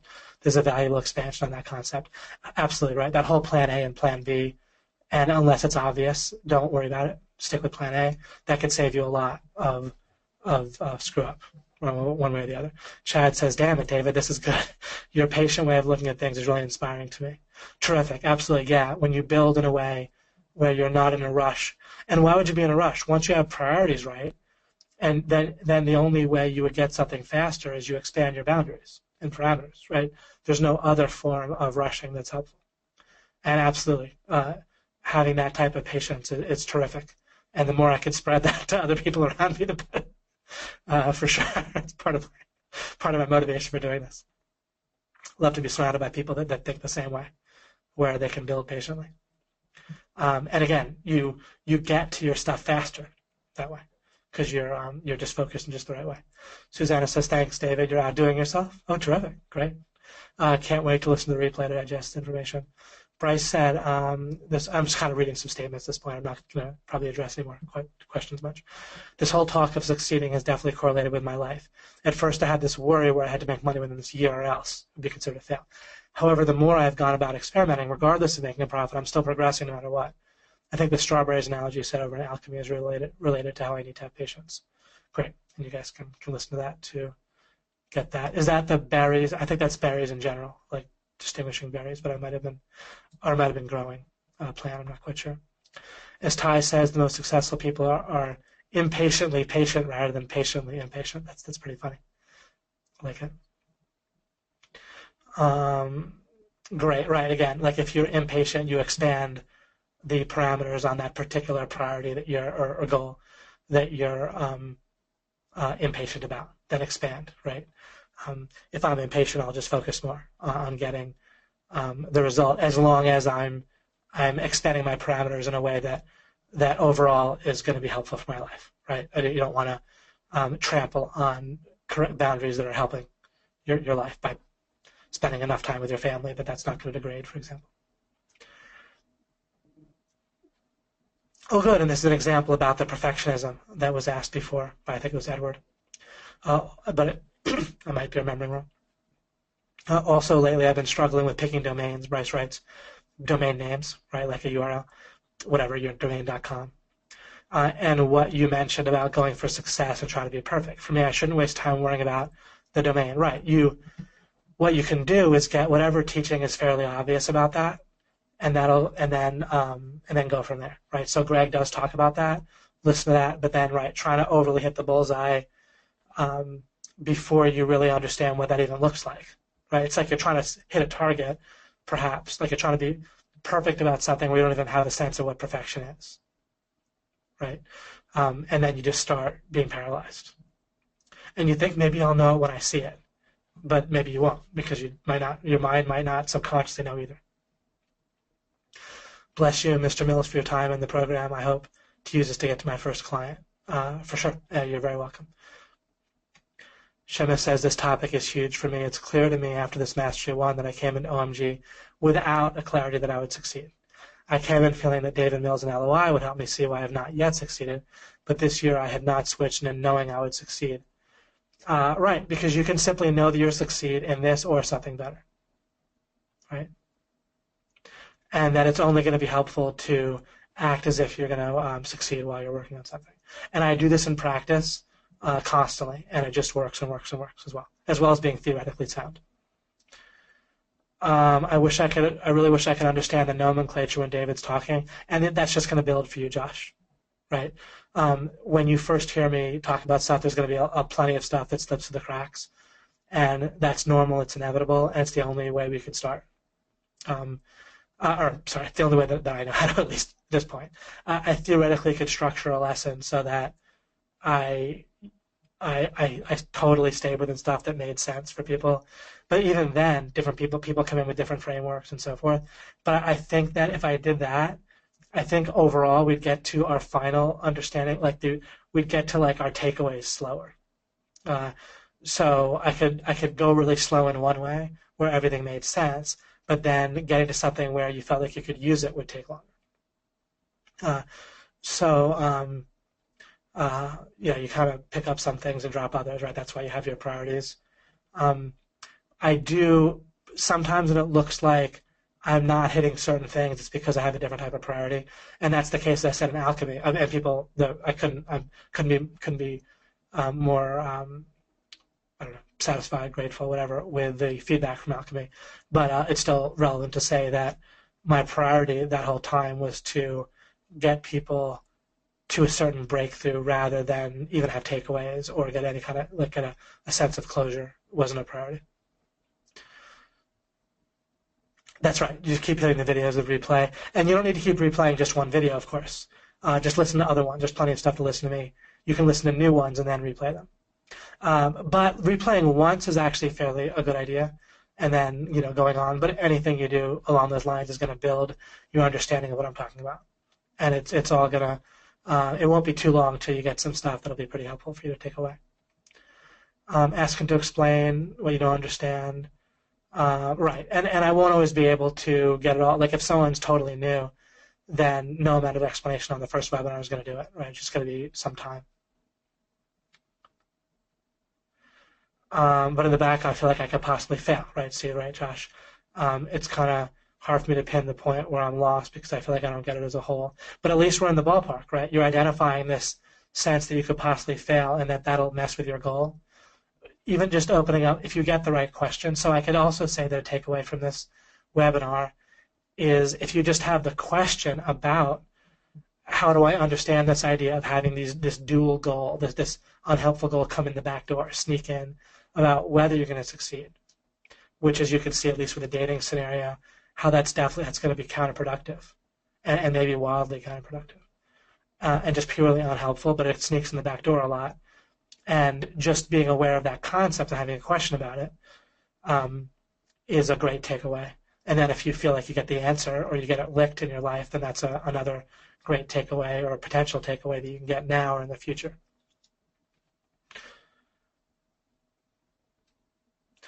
I guess the best question I have for David Mills is if you have a hard time understanding the terms and methods you teach in the LOI alchemy section. Oh, and you probably watched a bunch of my stuff based on that, so that's good.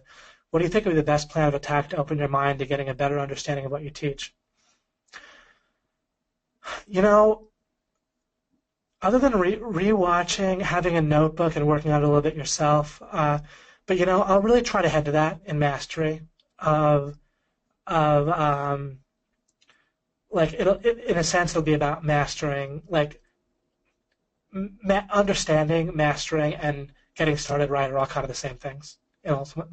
So in this mastery series, I'm going to be trying to um,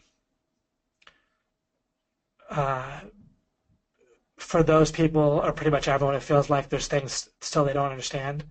I'm going to be working on that. Uh, so I'll be asking myself that question too. What's the best way to continue to kind of get solid with this stuff? But generally speaking, you're in the right place with this type of thing in life.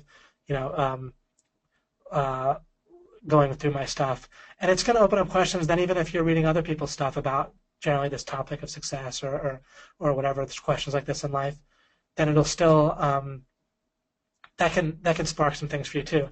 They might give you the right idea and answer a question, or they might say something that you can tell is ridiculous, and that'll help you as well. But always the answer is you keep building, right? And you don't always know that you're building in the right direction. Like I said, you don't know that a website you're building or links that you're sending are exactly going to ultimately be correct. But as long as you're doing something that plausibly is in the direction of where you're trying to go, then you're doing the best you could be doing right now, right? So if you're building toward a good priority right now, and understanding what I'm talking about is one good priority within certain parameters, and then as long as you're doing something that plausibly can be building, and understand that building is what you want to be doing, then you're in good shape. We can only act at the level of understanding we currently have. Webb writes, it's funny, I had written a mindset mantra which I'd read out loud every morning. I'm just now realizing at the beginning of the mantra it uses the words I will, whereby the ending of the phrase says, whereby the ending had the phrase, quote, says, while remembering to enjoy my journey along the way, I am blessed. I have now changed it to read in the beginning that I am. Okay, let me untangle this a little bit. I will. So, or the words I will, the ending had the phrase, while remembering to enjoy my journey along the way. Like I will achieve a result. I will get to $10,000 while remembering to enjoy my journey along the way. I am blessed. I've now changed it to read, I am. I see. So I am going to get to $10,000 a month sustainably, for example, and enjoy the journey along the way rather than I will do it. Right. There's weirdly saying I will implies that you might not, but you'll will yourself to despite the possibility of failure. Do you see? And so you're right, Webb, and I'm glad I worked through that a little bit. And the way to work through things like that, you just apply it. You just apply it to a scenario and then make sense out of it. There's another example of what Webb wrote, much like those things that I say. It isn't that it makes sense or not. It's that if you build a little bit with it, then all the ingredients were in here for me to understand it. I didn't understand it until I did a little bit of building just now. And so in real time, I went from not following something to following what Webb was saying by building. But I had to build, and that's what you have to do sometimes to understand what I'm saying. Don't try to get the organization or the inherent understanding just from me only, right? And what I just did with the scenario and applying it is one example of what building looks like. But right, be careful about things that imply that you could fail, but because you're going to push and because you're going to use your will, you're going to succeed anyway. You want to think of it in terms of it not even being possible to fail, and you do that with parameters, right? Because how can you fail? Suppose that you spend the next 2 years within certain parameters focused on getting to $10,000 a month. What time during those 2 years will you fail? Never, right? And the only thing that could happen is at the end of those 2 years, you take a look at the situation and you decide to tweak something about it, right? So it literally is impossible for you to fail within those parameters, within the parameters of, for 2 years, I'm going to focus on this, right? I'm going to go for this ideal. There's no moment within those 2 years when you can actually fail. So there you go. And again, I practice this. So this is theoretically, it's not just a little thought I had that sounds clever. You're welcome, guys. You're welcome, Debbie and Ernie. Wow, these are comments still from 48 minutes ago. So I guess there's a lot of comments to go, but I'll have to end it here. But you are welcome. First place iced my name for tomorrow. That must have been when I was talking about the shooting range and the bullets and so forth, or the bullseye. Joe wrote, I feel this integrates into the overall OMG philosophy, making building framework and mastery the fundamental exercises of SEO easier, less overwhelming. Great. I agree. It's helped me immensely with preparing for 2017. Wonderful. That's so great. Do I record any meditations? I actually currently don't. Or do I have any particular recommendations? I don't. I don't have anything against them, but I don't have them. Jen said, wow, I so new to this. Thank you. You're very welcome, Jen. Great to see you here. Good seeing you at OMG Live, and all of you. Jennifer, so glad to be back. Great to see you as well at OMG Live, and Megan. Monday nights and Saturday mornings aren't the same without alchemy. But yeah, I appreciate that. And yeah, I'll look to obviously we have a lot to talk about still since I went over 2 hours here, 2 hours and a half. Feel bad I didn't go to OMG Live, but I had exams that day, maybe in 2017. Absolutely. Presumably we'll have it. I always think maybe we won't do it again this year, but then people would be just so disappointed that I probably have to do it. There'll be a replay. Yeah, there'll be a replay in the members area. Yep, this is recording. Thank you, David. I'm working on my mind. This is very helpful. Great, and you're in the right place. If you're working on your mind, then doing webinars and replays with me is definitely a good place for it. David, what do you think about PSHYK? I don't have that off the top of my head. I can Google that. What's your method for changing belief? You'll say, I can't fully answer that right now. But basically, it's to get all the way to the foundations and actually know what's true and have a space for proper knowing. So I have a very profound, deep, foundational context for what I talk about, ultimately. And then I touch on an alchemy, and then I always care about, and then I'll try to when I can get to that secondarily in mastery, I will, but I will make a priority having some clarity and takeaways each time.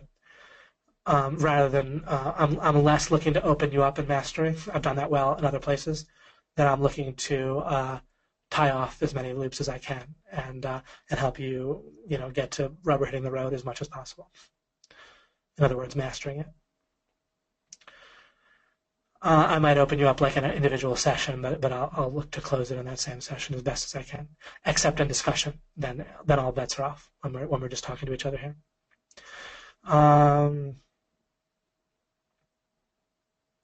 It's interesting. The original word priority was only a singular noun because priorities is a contradiction in meaning. Right. As long as you understand that properly, then that's a great thing to point out.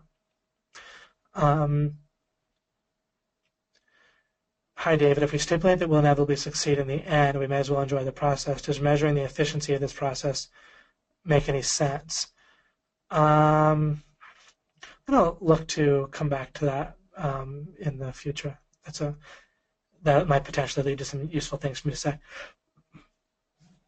Brian says, David, your suggestion to focus on gratitude and curiosity is my favorite perspective to open myself up to better understand difficult people, blocks, and situations. Thank you, as it alone is worth the $10 million. I went for $10 million value in alchemy in terms of a friend said, is that the only way for you to get there? Right, I talked about that at some point in alchemy. Then would you recommend it still? Can you talk about your mental framework against multitasking? This has really opened my eyes with ways to resource because I have a fear that everything is important. Yeah, check out breakthrough stacking. I talk about it in alchemy sometimes, and I'll check that to see if I can get back to that as well. I don't know if I have access to this. I didn't put breakthrough stacking in the new area yet, not to overwhelm people with too much stuff. But I'll get that in there eventually. And since it came up, I can stick it in there. Nice to have you back. Great. You're welcome, Vincenzo. Relationships, parameters versus hierarchy. Wow. Yeah. Great. Excellent. plan A versus plan B gives me much more clarity on something I've been asking questions and seeking understanding this week. Yep, yeah, it comes up a lot, actually, in practice. Getting one thing that I want to get to, it was on a slide that I had of things I never really got to it. I never got to mentioning it, but on conflicted thinking, right? That's going to be one of the themes of that I've been really working on after Alchemy, and I touched on it in OMG Live, or made a main part of talking on OMG Live, and I'm going to be talking about in Mastery, and it's going to be a theme that I'm going to keep trying to get you to make the rubber hit the road with unconflicted thinking, because seeing life in terms of trying to get to unconflicted thinking with priorities is pretty cool, because it's enjoyable and efficient to get to where you're unconflicted. And we'll keep looking at different angles on that and ways to get to there, or parts of the puzzle for unconflicted thinking. But that's kind of one of our ideals that we're looking to get to in Mastery. Or one way we can understand what I mean by mastery is if you can live your life with unconflicted thinking and therefore action consistently, then that's going to be kind of what I think we could even agree that would be an example of what mastery might mean, right? A mastering life, and you would master results, you would master skills that way, and so forth. Marcia says, thank you for this series and your time. Believe and know I will succeed and then take massive action. Yep. Merry Christmas, Joe. We do say Merry Christmas here. The fastest way to get what you want is to tend to the foundation. Yeah. That is correct. Otherwise, it might be that the fastest way to get what you want is to get lucky and ignore the foundation and just go straight for it. So once you realize that, then you can kind of make good decisions and understand all around how it works. Is you pretty much have to get lucky otherwise, which might be what you want to do. You might look at life and say, look, this is just generally working in life. I don't understand how it all works, but it works, right? Like your car working, and you can't get to the foundation of everything all at once. And so you kind of prioritize where you think things are not working, and you try to get to the foundation of those things and uproot. Either you spot a contradiction or you spot something not working, which is kind of a contradiction anyway, or you spot yourself being unhappy or other people being unhappy in a way that matters to you. Then that's when you know that there's some kind of problem at the core, right? More down deep, and that's where you need to dig it out. And the stuff that I'll talk about will definitely help accelerate you with whatever that comes up in life. The stuff that we talk about together will greatly speed up the process of rooting out those kind of deeper foundational issues that give you symptoms, and then people try to fix the symptom in life of what's going on, like perfectionism, right? I was probably able to address perfectionism in a way that was pretty quick and clear just now, several minutes ago. That's the kind of thing you can do when you have your foundation, set, as opposed to try to deal with it on the symptomatic level. So anyway. Still trying to distinguish the reference to something we talked about in Alchemy. Thank you, David. Amazing as always. Has helped me, and it looks like many others get back on track for this coming year. Yep, absolutely. For many years now, I've lived, enjoy the process, and teach that to my family. Excellent. Results only thinking can be disastrous rabbit hole of despair. Fair enough, absolutely. So great to have you back, David. Really looking forward to getting into this Mastery series. Thank you sincerely. And I like when we have this idea of you can find a way to enjoy the process by keeping the focus and the parameters of when you're focusing like on your real result that you want, as opposed to like just trying to enjoy it by cutting like I think people try to enjoy themselves wrongly by restricting themselves to only working but so much, and that they have to only work on things they already enjoy, that sort of thing. I don't recommend that, because if you have to get to a certain amount of money, if you're going to be working on money in life anyway, then overly restricting yourself isn't going to be helpful and can drag out the whole thing much, much longer and forever, things like that. And I think that is in line. I think Justin was doing it basically right. I'm just pointing that out for people. Super, guys. You're very welcome. Thanks, David. I knew nothing to do with SEO and marketing last year. Thanks to what you've created here after 1 year in OMG, I can confidently know that I know more than most people. They've been doing this 10 years plus with SEO. Yep, you're SEO expert now, or at least solid at it, right?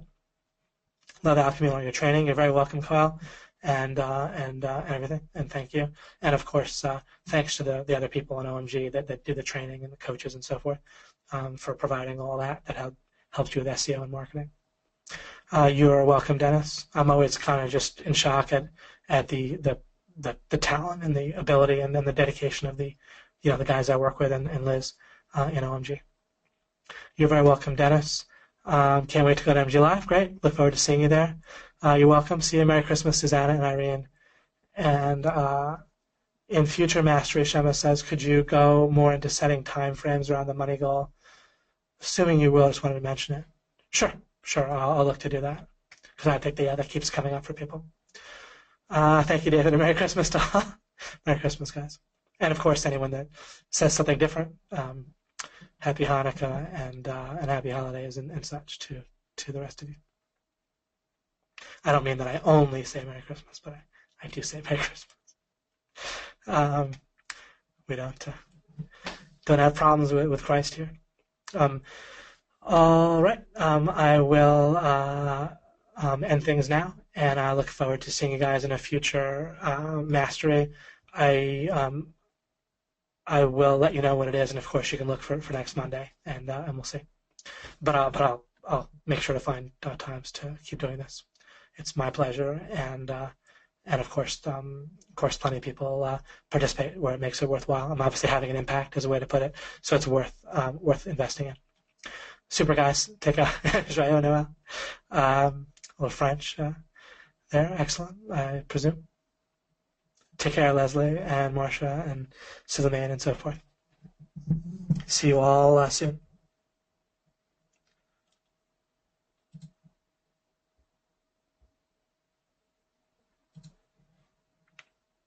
Take care, Justin.